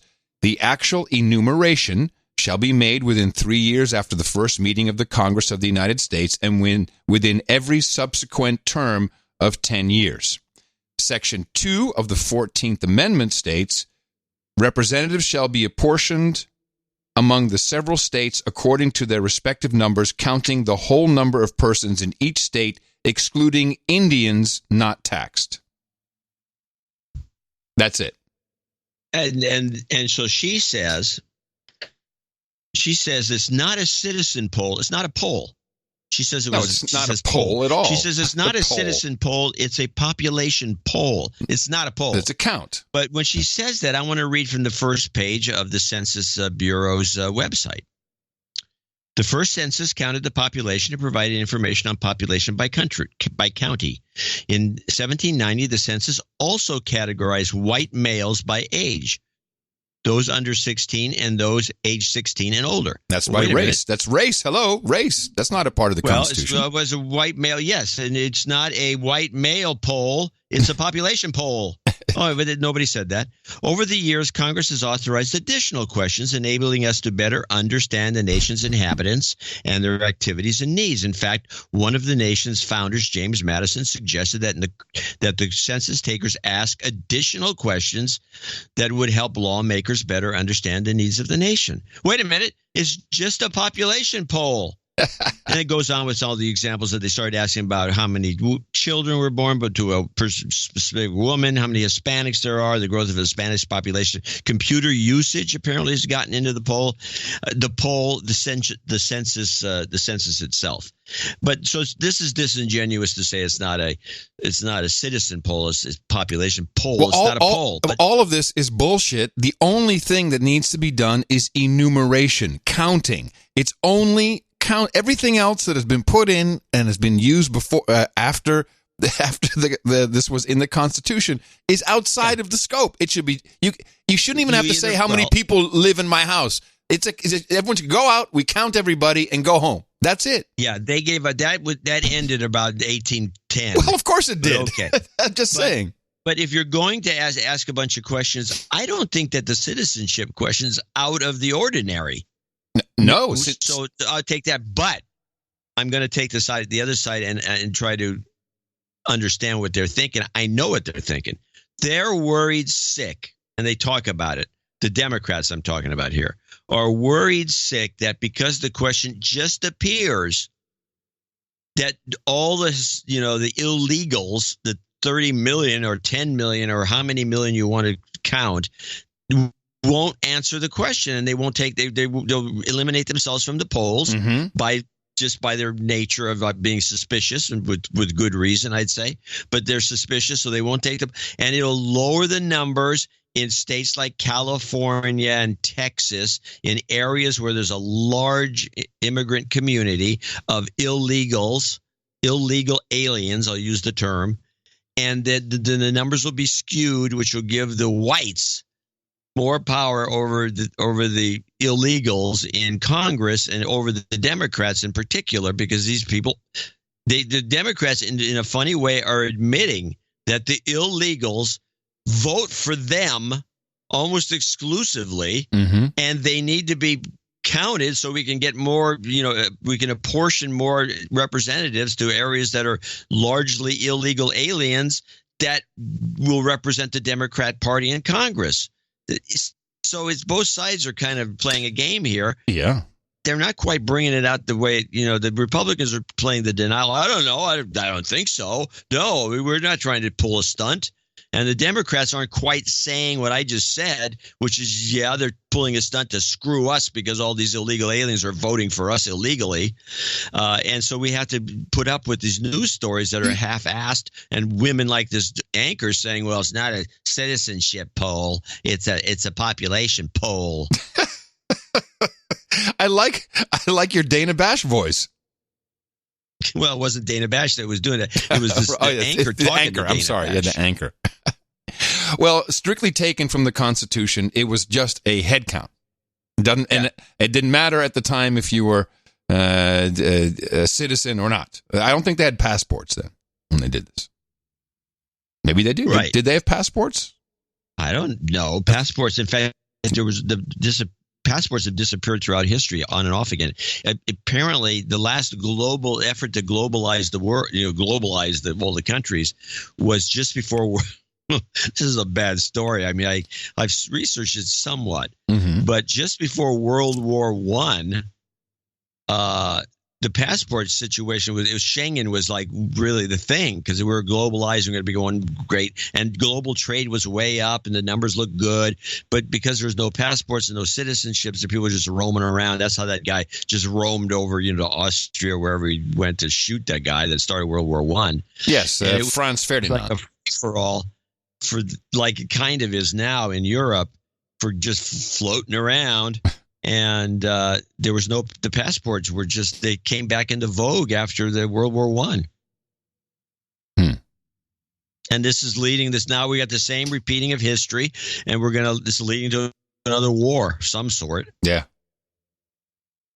There was a brief period in the history of the show where we were talking about, I think it was in Texas, said, I should probably run for Congress. And we discussed this a little bit. And at a certain point, if I recall, IIRC, that you said it would be great because we would love to see the slow corruption of Adam Curry. Do you recall this? I don't remember saying that, but it's something I'd say. Alexandria Ocasio-Cortez is actually going through that process right now. And, great. And this clip is her on the street, being interviewed on the street of D.C., after she had just voted for a pay increase for all of Congress. And these things are always very interesting, these pay increases. The population in general hates it. And why? Because, a Congress critter makes, I think, $170,000 a year. And this was a $4,500 annual pay increase to make up for what we call the cost of living. Now, it's always a tough one for politicians because, of course, they want more money, but it's a lot of money they're already getting. You probably need a lot of money to be a politician and function in D.C. So she voted for the pay increase. Her defense is mind-boggling, especially with the modern monetary theory that she and her like-minded colleagues espouse, which is print as much money as we need. Green New Deal, 10 trillion. For that is exactly what creates the disparity in wages and cost of living. When you inflate the money supply, the money becomes less valuable, and you need more of it to buy goods and services and pay rent or mortgages, etc. It is a hidden tax. It diminishes the value of your money. So for anyone to, on one hand, say, "Oh, we really need to, we need this pay increase," but on the other hand, wants to inflate the money supply by a factor of 100, it's kind of insane. But listen to how she defends voting for this pay increase. This is why there's so much pressure to turn to lobbying firms and to cash in on member service after people leave because precisely of this issue. So it may be politically convenient and it may make you look good in the short term for saying, oh, we're not voting for pay increases, but we should be fighting for pay increases for every American worker. We should be fighting for a $15 minimum wage pegged to inflation so that everybody in the United States with a salary, with a wage, gets a cost of living increase. Members of Congress, retail workers, everybody should get cost of living increases to accommodate for the changes in our economy. And then when we don't do that, it only increases the pressure on members to exploit loopholes, like insider trading loopholes, to make it on the back end. So, do you think there's a tendency? Now, she's going to say this again, but I just want you to understand what she said. By not having enough money as a politician, members is what she means, by not having enough money for the cost of living at your $170,000 base salary now, it is bad because this makes members want to take high-paying lobby jobs after they leave and to use insider trading loopholes, which we've talked about extensively on this podcast, as you are immune from insider trading. If you make laws and you have a law on the books or you know about someone in Congress and it's going to affect the sector and you buy or sell stock based upon that, it is completely legal for them to do as long as they report it, which is recorded somewhere in the basement of the Library of Congress. Yes, they refuse to put these transactions online. Online, exactly. That's the scandal. But she's saying she's only been there. She's been there a couple months. She's already saying she already knows. She already knows about the loopholes and the scams, and she'll double down on it. In our economy, and then when we don't do that, it only increases the pressure on members to exploit loopholes, like insider trading loopholes, to make it on the back end. So, do you think there's a tendency? Do you think there's a tendency of members to obviously take it out on this institution because it's an optics issue? They don't want to seem like that. And that's my issue, is that it's superficial. You can vote against pay increases all you want.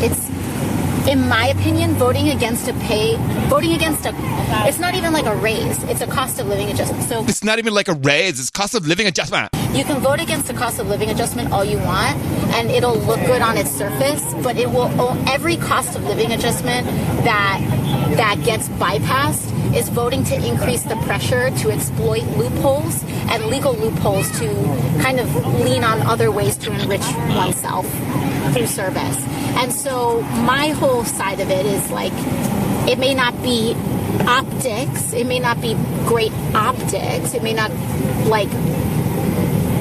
look the best, and in terms of your opponents could use it as exploit it as a political issue, but in substance, you might as well be transparent about a cost of living increase, fight for a cost of living increase for all American workers, peg the minimum wage to a cost of living increase, and then on top of it, to close all of the loopholes that a lot of people use when it comes to, sitting on a committee and knowing what legislation may be coming down the loophole and changing your stock holdings or letting, these are real issues, and I don't think that voting against a cost of living increase is going to negate the actual issues at hand. In fact, it only increases the pressure for people to exploit. If I were a member and I looked at these optics, I would immediately FOIA her stock holdings. She mentioned it too many times. She's on committee. She chairs a committee. I'd like to know. Well, I think she chairs a subcommittee. She still is. She still is in committees. She knows what she knows. No, she knows what's going on, and she knows all about this rule. And she's run, by this Justice Democrat, the team, the number one team, the go-to guys, right? Who once again were not there when she made the statement. She's loose. She's loose on the streets. But they probably lectured her about it, so she knows about it, and they know about it, and so in fact, they may be. How do they deal with their portfolio? Yeah. Well, it's not insider. It depends on how you're going to define insider. If you just follow legislation and then you invest or not invest, it's not the same as being an insider. It is, even though it is for the legislated people. But if you're being tipped off by them, and it's not illegal for them to do it, I think it's legal for you to do the trading too. So they're probably. I'm not saying it's illegal. I'd just like to know. It's not. I'd just like to know. It should be public. She mentioned it. That's the problem. She mentioned it. Let's find out about it. Well, you can go into the archives and you can get it, but someone has to go and do the work. You have to go into Washington, D.C. and then go down and do that. Might not be a bad trip to make. I might do it myself. I'm going to show my support by donating to No Agenda. Imagine all the people who could do that. Oh yeah, that'd be fab. Yeah, on No Agenda in the morning. Yeah, we do have a few people to thank before I go to Washington, D.C. to spend my time in the bowels. I'm already purchasing a ticket online for you. I'd love to see you go do that. You kidding? That's great. I would do it. I mean, I've got things I could do in Washington, D.C. Mm-hmm. There he is again. Guy Burton. Guy as in Guy is a 168. This is 168.80 donation and a different note. By the way, so one of the things about today's show, we mentioned Father's Day in the newsletter. So Adam is going to read alongside as I go through these, and we have a Father's Day call out, and we have a few of them. Yeah. I want to mention the dad. I said I would. Yeah. And it was an open-ended donation that you could donate any amount and then say hello to dad. Yeah, you do not have to do Guy because I did him in the meetup notes. We read that one, so you can go straight to Sir Herb Lamb. Same note? Yeah, I read the same note. That's the one I read. Oh, okay. Yeah. Sir Herb Lamb follows him up with $160.16. And he is going to, he's going to be an Earl. We should put him on the upgrade list. Oh, let me see. Is he on the list? I don't know if I saw him there. Let me check. I'd like to change my title from Viscount of Georgia to Earl of Georgia and such. Okay. Yes, this was not on the list, so I will add this title change. And he has a Father's Day double boob donation, I think is what this is. 808 plus 808 for Father's Day. Yeah. And it is Sir Herb Lamb becomes Earl. Okay. No call out, but maybe it's for himself. Double set of boobs. Yes. Sir Sean in Moyock, North Carolina, $100. Kevin McLean, $100. Now, Report for. Oh, yes, we do have a report. We have finally. I've asked for reports. Kevin McLean is going to report in from the Al Dhafar region of Abu Dhabi. Okay, hold on a second. Well, we need. Do we have new report sound effect or something? Let me see. Use the thunder. Here we go. We have an update. Okay, here it is. Report from Al Dhafar region of Abu Dhabi.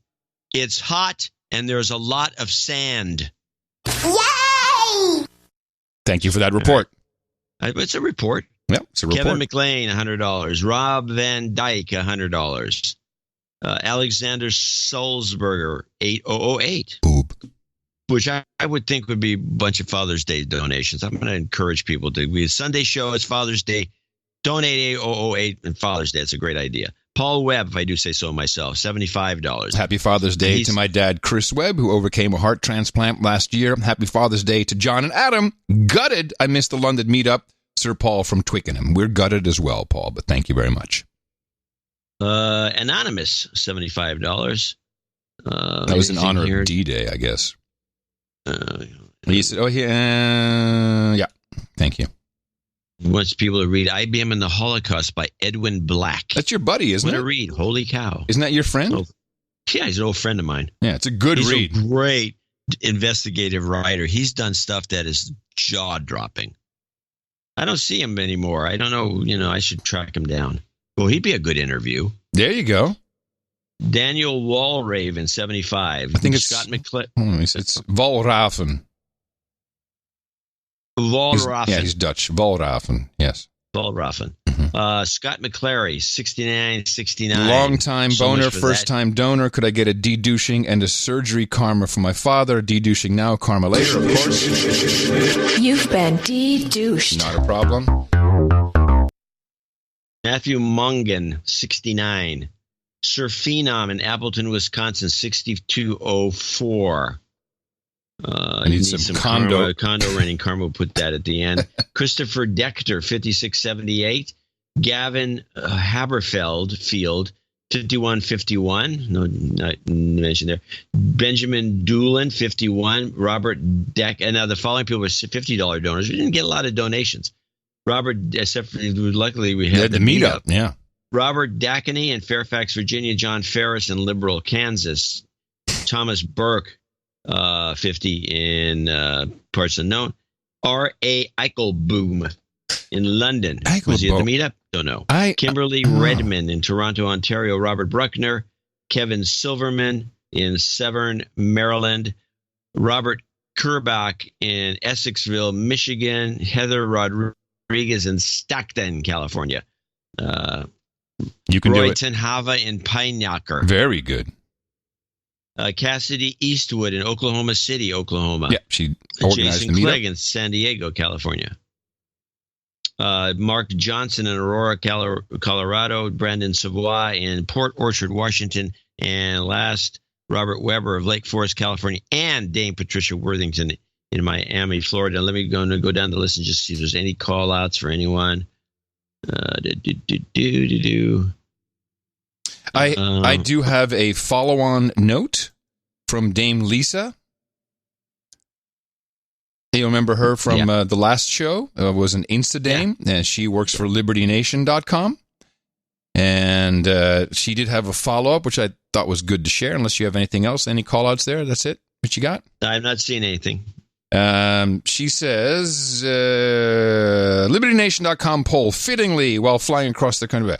Not sure everyone was happy when I first heard your response to the LibertyNation.com poll, fittingly, while flying across the country. I'm not sure everyone was happy when I burst into loud, spontaneous laughter while listening to the show. You two are a riot. A few itsy-bitsy items to clean up. I am not number 2 at Liberty Nation. I am editor-in-chief. I am number 1. Who said she was number 2? I did. I said she's the number 1 and number 2 because I think she didn't found the company. But you consider Adam would be the type that would always consider a founder number 1. Yes, I don't know what I'm talking about. Yes, so she is the big Kahuna, editor in chief. I will tell you for certain we did not step on the poll. I double checked this with Mark Angelides, I think it is, managing editor at Liberty Nation. He did say his feelings are a bit hurt, though, because he actually does listen to No Agenda in the UK. And when one of you, that would be me, said the author of the article, who was Mark, only listened to 5 minutes, he got a bit miffed. Did he go to the meetup? My point exactly. Let me see. Personally, I hope you guys kiss and make up. Perhaps play him a karma jingle. That might do the trick. I tried to get him to go to the meetup, but he was just in London covering the anti-Trump chlorinated chicken protests. Oh, I don't know. Well, okay. Well, anyway. Oh, he's not in London. That's interesting. He's in the UK. He's not in London. Yeah, they're bitching, not just in London, but around the world. They're bitching about us shipping our chickens. Yes, all over chlorinated the place. chickens. We drop them in it's not chlorinated. It's a chlorine bath that the chickens go through to kill salmonella and make the chickens, and this stuff burns. Well, it's a slogan here. No, it's a Brexit slogan. That's why it's being used here. They just say, "Oh yeah, you want chlorinated chicken." You hear it every 10 minutes in the media in the UK. And the reason why is the EU, the European Union, doesn't allow chlorinated chicken. And they just give it to you with the salmonella. So people are very worried that it's natural. When they Brexit, then they'll only be eating chlorinated chicken. It's one of those talking points. I'm guessing, although I don't know this is a fact, but it seems likely because this equipment is being manufactured and sold by the group boatload, that the chicken coming out of those robot factories in Holland largely have gamma radiation exposure at the end of the line, and you blast the chicken with some gamma radiation, and that which we should be doing here, and that would do the job of the chlorine. Well, it would internalize it too. Now, I think we concluded on the last show. It's a dumb meat, and I think everyone agrees. It's a dumb meat. It's very dumb meat. By the way, guys, Liberty Nation is a conservative website. While we do have 2 staunch libertarians on our writing staff of 12 authors, we are primarily a run-of-the-mill group of deplorables. Because we are Liberty Nation, I kind of feel live and let live is the best policy. I am curious as to why you thought we were primarily a libertarian site. Well, because on your site it says you got libertarians and gays and blacks and Jews and whatever, so I figured you couldn't be conservative. That doesn't sound right. We were just questioning. As usual. Okay. What? Well, I mean, I don't know one way or the other. I'm paying more attention to that site. It's a good site that handles things properly. I think you said they seem more libertarian. It doesn't matter. It's just a label. Who gives a shit? I probably said that because I think that I don't lot care. of. Yeah, okay, go on. No one cares. You got good information. She's correcting good us. writing. This is fine. Yeah, well, she's editor-in-chief. She's the number one. She has every right to. She's a dame. Editor-in-chief. As usual, you guys were right on. I queried the staff as to whether this poll focuses on only conservative podcasts or podcasts conservatives love to download and listen to. It is indeed what they prefer to listen to, so we added an asterisk or astic, as what's his face would say, Al Sharpton. Astic. We added an astic in the story for clarification with a hat tip to no agenda. Oh, they went back and edited. Very good. So yes, now she has one question. She has a couple of other beautiful things to say, but she says, yes, Dame is nice, but if we're dishing out titles, she'd like to be known as a lady. And I think if you're Dame, then you, by definition, are Lady so-and-so. Because a knight is Sir, so a Dame is a lady. And I think Lady Lisa sounds good. Okay, that's what she'll be referred to. That's fine. Okay. We can put that in the notes. Yeah, we'll do that. So if a dame wants to be referred to as lady, that's fine. Yeah, we got it. It's immediately approved by the Peerage Committee. You heard it. Ad hoc. Well, thank you to everyone who supported the program for this show.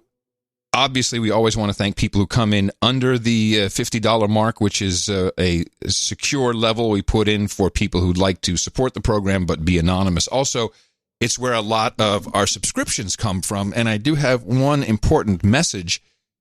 The 3333 boarding pass, we have the podcast license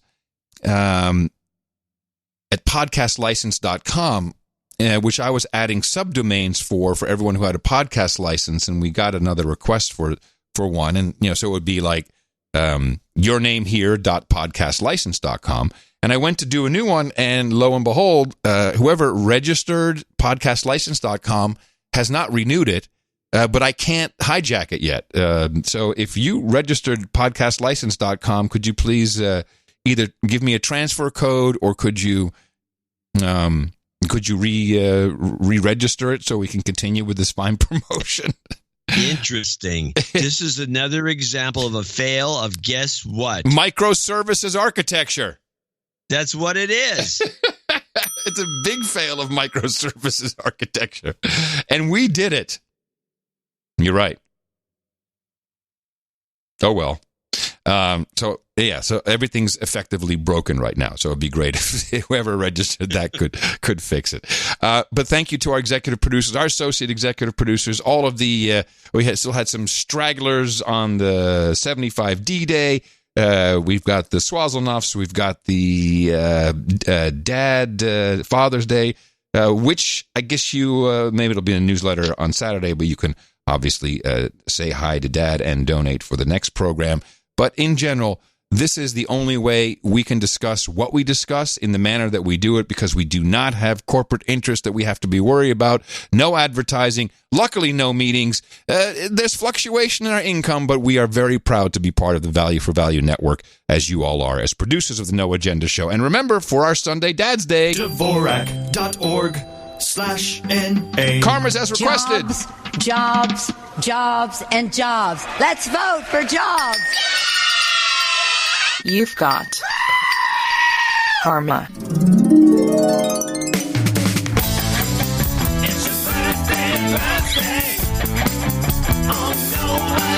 Oh, this is going to be pretty short and sweet and easy to do. Today is June 13th, 2019. Here's our birthday list. Only two. Nick Foster turns 24 tomorrow, and Jason and Emilio say happy birthday to Mom Mary. Happy birthday from everybody here at the best podcast in the universe.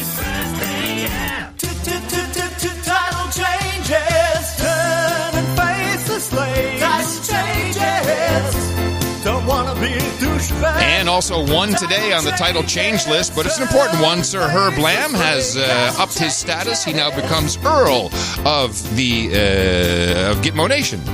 Thank you, and Earl of the No Agenda podcast. We appreciate everything you do for us as well, Sir Herb Lamb. And we've got two for the knighting table. Oh, wait, where's my sword? Yeah, you brought the short version, yeah, right? Somewhere it is. Yeah, I got it. There we go. You got yours? Here's mine. Okay. Perfect. All right. Up here on the podium to the round table, Nick Foster and Guy Burton. Both of you, gentlemen, are welcome here at the round table of our No Agenda Knights and Dames. Thanks to your support of the program, the amount of $1,000 or more, and I am proud to pronounce to Kate thee as Sir Nick Foster and Sir Guy, Knights of the No Agenda Round Table. We've got here for you hookers and blow, rent boys and Chardonnay, cookies and vodka. We got early times and BF4, English muffins with butter and honey. We got harlots and haldol, beers and blunts, cowgirls with coffin varnish, breast milk and pablum, vodka and vanilla, geishas and sake, Rubenesque woman and rosé, bong hits and bourbon, ginger ale and gerbils, and, of course, mutton and mead. Head on over to noagendanation.com/rings and give Eric the Shill your information. He will get the ring out to you as soon as possible with your sealing wax, your official certificate. And for those knights who I met at the meetup yesterday who never really put in for it, I think you should. There's a couple who said, I never asked for it. I think you should do it, especially, you see how many people did have their rings at the meetup. So please do that. I love showing them off. Yeah, you deserve it. Please do that. Quick list of the meetups that we have coming up. Copenhagen, June 15th. The 4th of July in Seattle. July 9th, Knoxville, Tennessee. What are you going to bet Sir Patrick will be there? Atlanta, Georgia on July 13th. Another Southwest London meetup on July 20th. And on the 20th, a brand new one entered Buffalo, New York. So might looking still for be penetration testing in Berlin. I got an urgent report from Sweden. Just came in from Eric. Wow. Let me read this to you. He said, as of Monday, on Monday, June 10th, the following happened in Sweden that was probably not or underreported. You ready for this? Sure. This is one day in Sweden. Bomb threatening English-speaking EU citizen carrying 3 passports shot by police at Malmö Central Station. Man shot at Fägersjö outside of Stockholm. Female train conductor assaulted by 2 men in Örebro.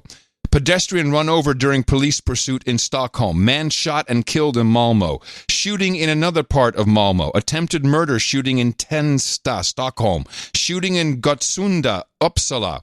Another shooting in Uppsala later in the day in connection with a fight involving 10 to 15 people.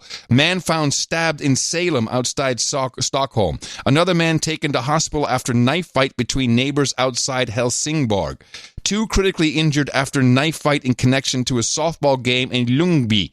2 more bombings in Malmö at late night. This leaves out the large bombing of an apartment building in Lidköping the previous Friday, which injured 25 and damaged 250 apartments. Did you hear any of this? Of course not. Especially the apartment being blown up? No. This is what you get when your news is focused on Bojo with the mojo and Orange Man bad.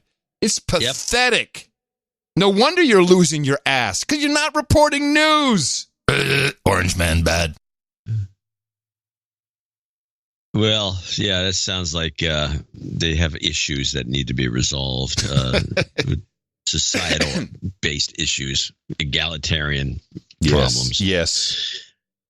Well, the one piece of news that I thought was very important that's why I sent the bonus clips off, which is this, which happened just as the show is being produced and needed to be discussed a little bit, which is the two ships being attacked, variously reported as by torpedoes. Mm-hmm. Then it was shells, and nobody really has gotten the story straight. It'll be straightened out after the show's done. But and by the way, this reflects almost to a T the kind of stuff that was in the short 13-episode season of Rubicon. We're following a developing story out of the Gulf of Oman. The U.S. Navy says it's responding to reports of attacks on shipping vessels there. A statement goes on to say that U.S. naval forces in the region received 2 separate distress calls this morning, local time. It adds that ships in the area are rendering assistance. The news is sending oil prices up sharply. U.S. crude prices surged as much as 4% as details of the reports first emerged. They're currently up more than 2%. As you can see. CNN international diplomatic editor Nick Robertson following developments from here in London. But first I want to go to Gul Tazuz. She's in Abu Dhabi. Gul, what do we know right now in terms of confirmed detail? Well, it's a developing story, but at this point we know that an incident took place on 2 shipping vessels in the Gulf of Oman. And in that particular, in these incidents, we know that 1 oil tanker was involved and a vessel carrying chemical products was involved. The company that owns the chemical product shipping company, that vessel, says that their ship was attacked twice with some sort of shell. We know at this point that 44 people, crew members of those 2 ships, have been rescued by the Iranian Navy. Mm-hmm. Okay. Yeah. What's your assessment of the sitch? Something's... I know you'd like that. What's the sitch, Kim Impossible? I don't know. I think it could be a... How about this? I don't know. I have no idea. How about market pirates? How about market manipulation? Navy doing this. How about market manipulation? Market manipulation is part of it. That's the reference to Rubicon. Yes, and the oil price was already going down way too low, uncomfortable. We can't have any of that. Yeah, so let's shoot a ship full of oil. Or maybe we'll just say the ship. Have we seen video? Have we seen any crap? Yeah, have we bull crap like the Gulf of Tonkin? That was a classic. People should look into that. We'll have to see. You want to read something funny? We'll have to see. I mean, I like, going back in time. I do have a clip from 2010, which I ran into a cache of old archived material from the recorders that I used back in 2010. And I said, what's on here? And it's just I had to re-edit them and to produce them. But I got a kick out of this one because I don't know that NBC at Rockefeller Center they have a store.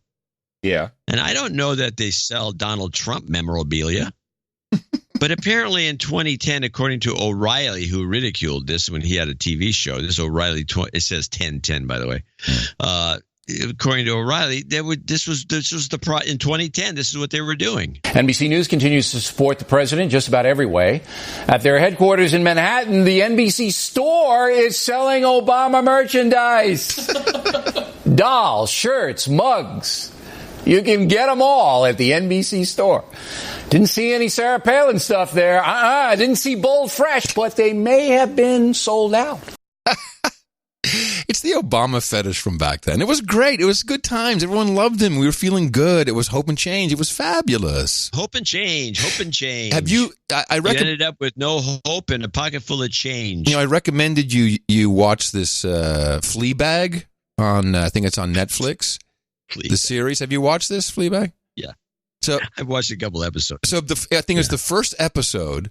Just because we're talking about Obama, and I thought it was very realistic. she's lying in bed with her boyfriend, and they're basically breaking up, or no, they just had sex and he's done, and she was clearly not done. He rolls over, goes to sleep, and she's watching Obama and masturbating to Obama. What president did anyone do that to but Obama? I can't think any other president. Clinton. Particularly white women. Nah. Clinton, but they were forced. Oh, you're the worst. Paul is back in town. Paul is back in town. I said, Paul is back in town. Ebola is back in town. Yeah, baby, Ebola's back in town. We are very proud to say that Ebola has moved from the Congo to a new spot in Africa. And my predictions always are, when Ebola shows up, that the military is on the way. Child was detected by the health workers at Kagando Hospital with signs and symptoms of Ebola, and immediately transferred and isolated at Bwera Hospital Ebola Treatment Unit for further management. A blood sample was drawn and sent for testing at Uganda Virus Research Institute very early on the morning of June 11th. And the sample tested positive for Ebola. All the other Congolese family members have been identified and are in isolation at Bwera Hospital. As of Wednesday afternoon, the World Health Organization said 2 new cases of Ebola has been confirmed. The Ministry of Health, the World Organization, and the Center for Disease Control have dispatched a rapid response team to Kasese to support the teams who are on the ground to continue with the various activities, including contact tracing and case management. The Ministry of Health, WHO and CDC will undertake ring vaccination of contacts to the case and other non-vaccinated frontline health workers, as well as other workers beginning 14th June 2019. So this ring vaccination is what really caught my ear on this. Apparently, there is now. First of all, this is 30 kilometers from Kampala in Uganda. This is a big deal. This is now not just some little place where we're mining up in the Congo. Kampala. This is where big terrorist attacks take place. This is a lot of things happen in Uganda, and we've sent CDC, which, as we know, has its roots in military. But then they're doing these ring vaccinations, which is, here it is, the RVSV-ZEBOV, and it's a vaccine that is experimental, and they call this ring vaccination approach by offering to contacts of the people diagnosed with Ebola and their contacts, and also frontline workers, to be vaccinated with the test vaccine. So I don't know what the plan is on this, but I think... Hold on. Isn't there a legitimately tested already vaccine for Ebola that they were shooting people up with in the Congo? This is the same one, but it's not legitimately tested. I thought it was. Same thing, ring testing, which, let me see if I have... Well, I'm unfamiliar with this. Well, it's a way of saying we're going to test this shit on you. Only we make it sound cool by saying ring. Okay, whatever. I don't know.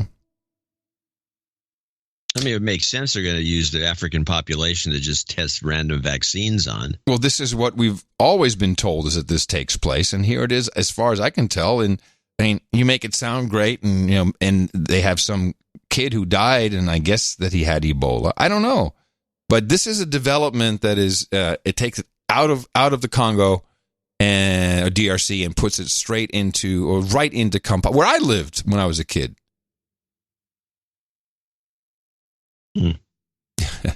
Military on its... Obviously, you'll be keeping up track of this. This is now your thing.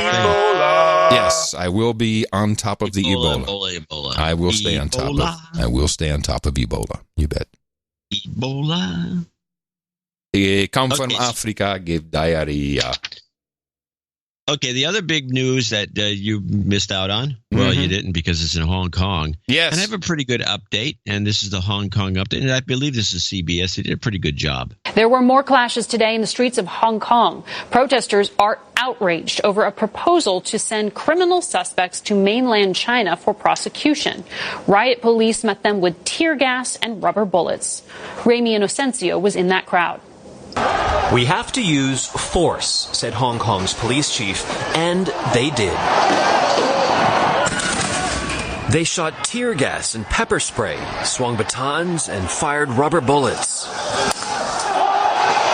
Protesters pushed back with water bottles protected by umbrellas and masks. Everyone was a target, including us. Already, the smoke and the tear gas is making its way here. Feeling it inside your nose, into your eyes, is getting closer and closer.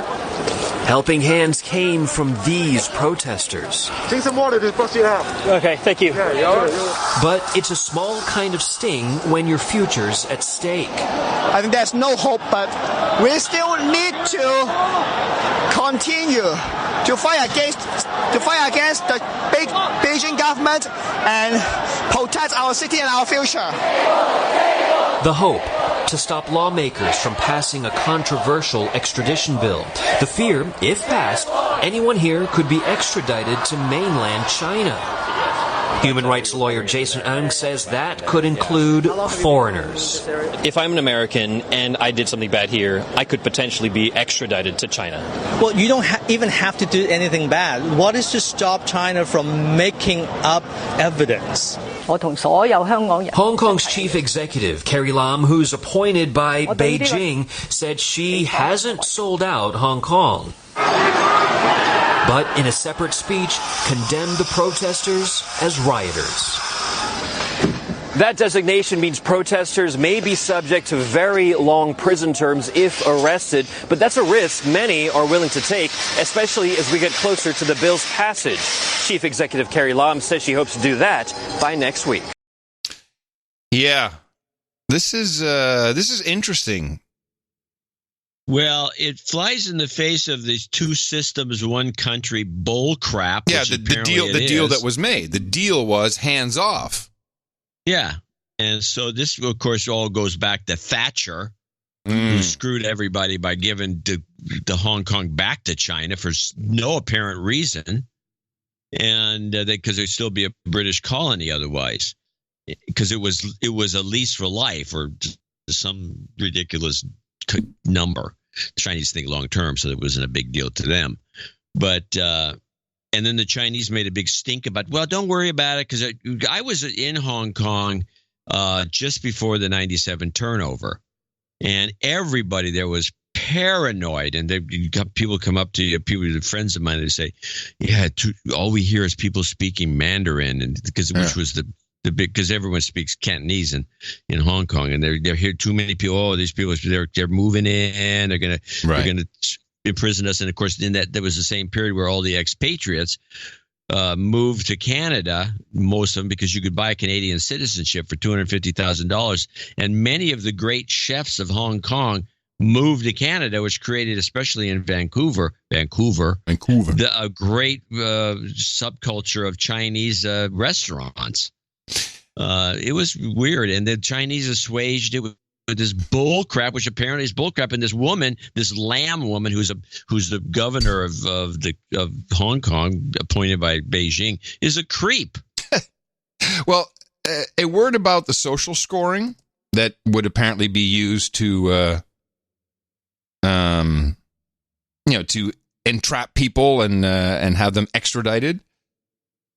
Tina was talking with some people at the gym. I think she's at a new gym now because we moved. And she was talking about her nutty husband, the conspiracy tinfoil hat wearing dude. And it somehow the conversation went to Black Mirror and the social score.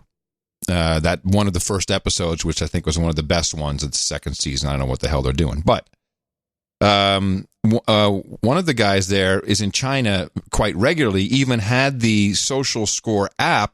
He said, the kids hate it they found all these ways to hack around it. They show you, oh, look, you do this, and you do this, and then your score changes. They're completely circumventing the whole system, which is encouraging to hear.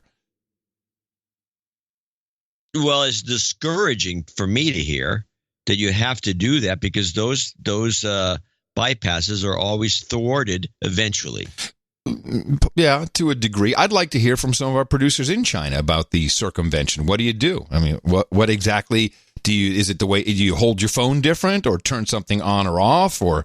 There's probably some apps that it could be feed data here and there where it shouldn't be going. I don't know.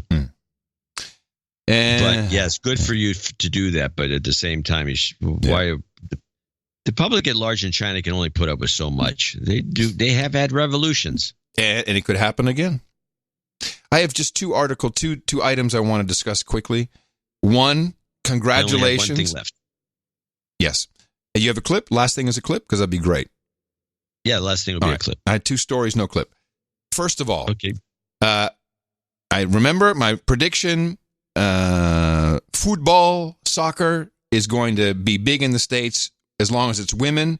I love the pounding the USA team gave to Thailand 13-0 at the World Cup. There's your boring scores, John. You always hate these boring 1-1, 1-0, 0-0 scores. 13-0.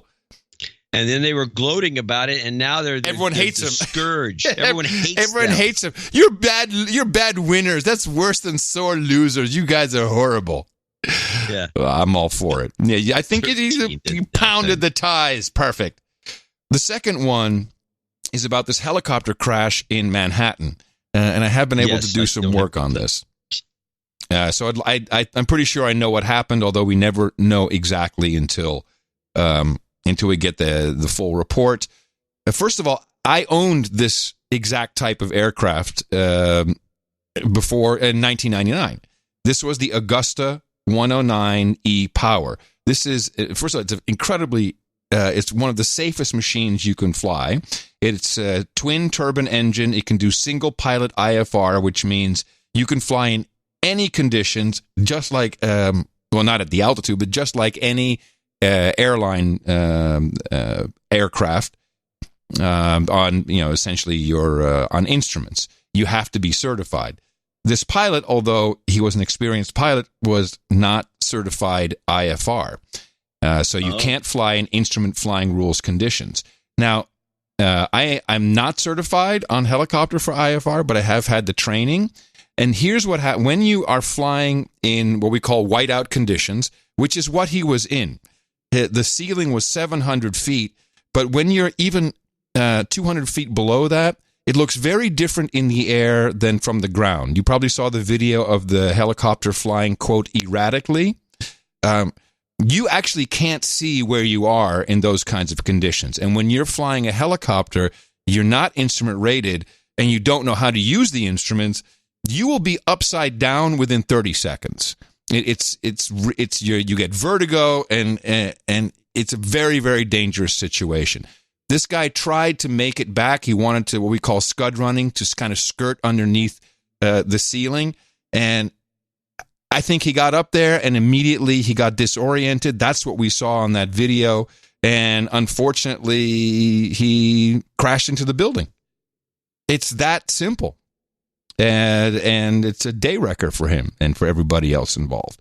But it was a typical, very typical case of pilot error, which is what most of these accidents are. And he never should have taken off. It was just a big mistake. So that's all there is to it. Everything else you heard is bullcrap. That would make sense. Yeah. All right. Well, the last clip. This was kind of a newsy thing, and it was done. Somebody did a deep fake on Zuckerberg. I have not seen it. Was it any good? Yes. It was not very long because I think it's 23 seconds. I get the whole clip here. I have the voice. It's 17 seconds. It takes a lot of work to make one of these. And it has Zuckerberg sitting there, looks just like Zuckerberg. It's based on Zuckerberg. Mm-hmm. And then they have a voice which doesn't sound quite like Zuckerberg, but it sounds enough. He's not, Zuckerberg kind of swallows swallows when he talks, swallows what he says. I can't even do the imitation, but he does it a little bit. Gates does it. A lot of these guys do that. And so it sounds more like a very clear Zuckerberg. And it's not that interesting, but I do have the clip. But I do want to say that I believe, and Zuckerberg did, the Facebook said, they're not, big news was they're not taking it off Instagram, this fake.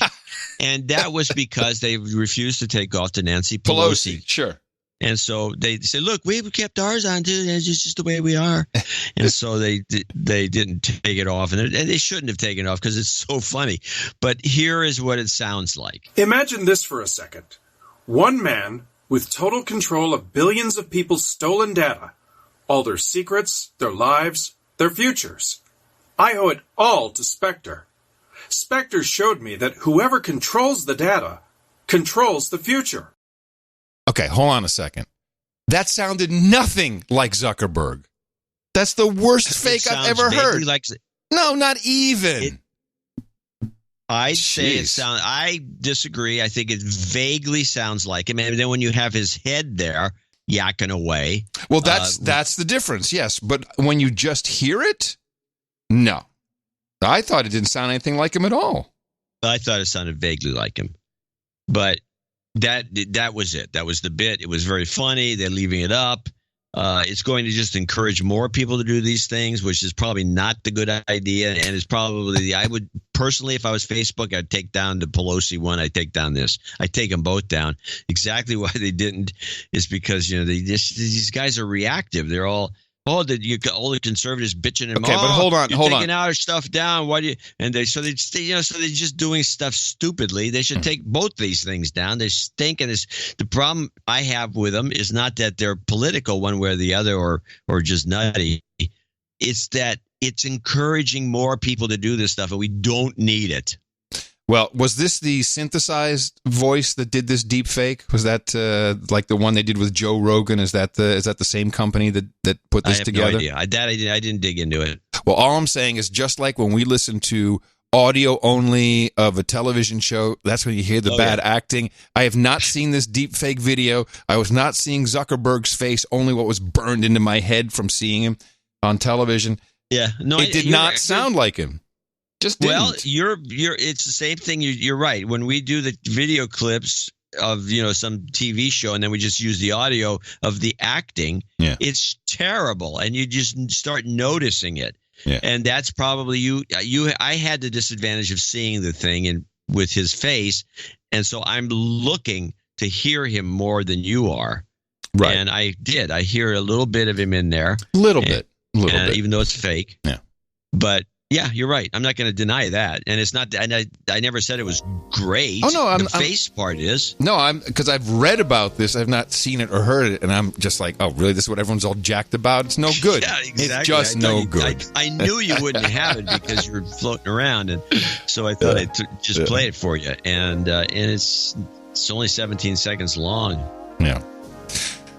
Well, everybody, we're going to, we've gone long, speaking of long, so we're going to shut it down for now, but we'll return on Sunday, Father's Day. Remember, your dad at Dvorak.org/NA. Support the value for value model. I'll be coming to you from a castle in Northern Ireland. Ooh! Yes. And we'll have more EU reports, cold. Possibly. Yes, it's going to be cold. They have central heating in that castle? Yeah, I hope so. Stay tuned on NoAgendaStream.com for another episode of Nick the Rat, and thanks to Jesse Coy Nelson, Sir Seat Sitter, and Abel Kirby for the end-of-show mixes. Coming to you from the capital of Gitmo Nation, East London in the UK. In the morning, everybody, I'm Adam Curry.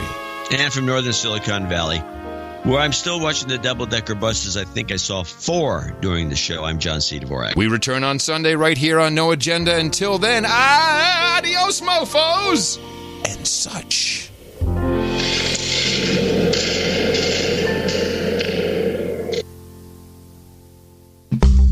No Agenda meetups. It's like a party. They kicked me out of the partner program. None of my videos receive any kind of monetization, anymore at all. There's no monetization. There's nothing. None of them can get monetized. When you are with me, And what can I do? I felt that we could soar, but now you are gone. I have no idea what I'm supposed to do next. Why did you close the door? Demonetized, demonetized, demonetized, demonetized. But that's not going to stop the fact that I've lost 90% of my income. That's not going to stop the fact that I literally can't make a living anymore, even though I have a degree.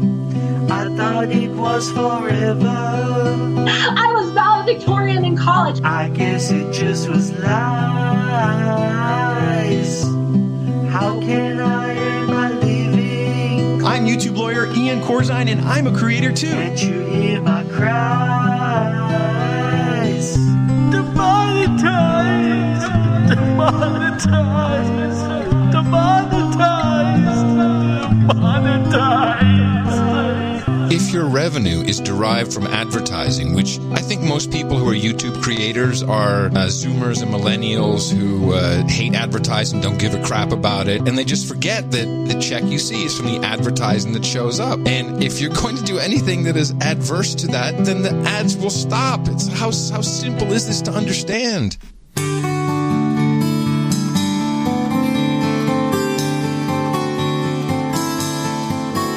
All this carbon tax just wasn't enough. All this climate change is getting rough.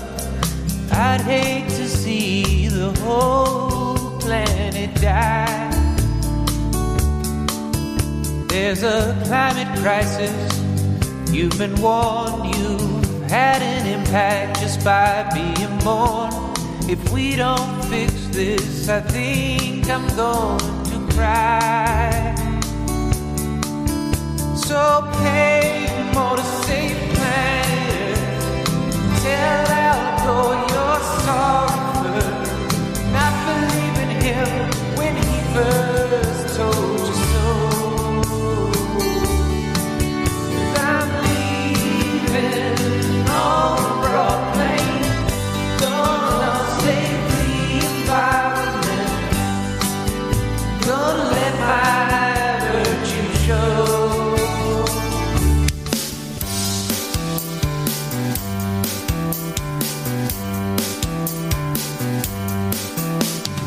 Way on the other side of the brunch bar, deep in the gentrified city of Austin, I met a young girl walking her two dogs, a black Irish setter and miniature dachshund. Standing by the corner in a Parker hip teak blouse, she was lost 'cause her iPhone battery died. I showed her how to find the way to the coffee house. She was swiping right, and so was I. She's a millennial, I fell in love with her. She took a scooter to the doggy daycare. I found her on Insta, she posts depressed memes. I liked all her pictures so she'd know that I care. I called an Uber and I put in my 12-gauge plugs. I picked her up at a park full of tents and trams. She had a shopping cart full of stuff. I said, wait, you're homeless? She said, yeah, I guess I am.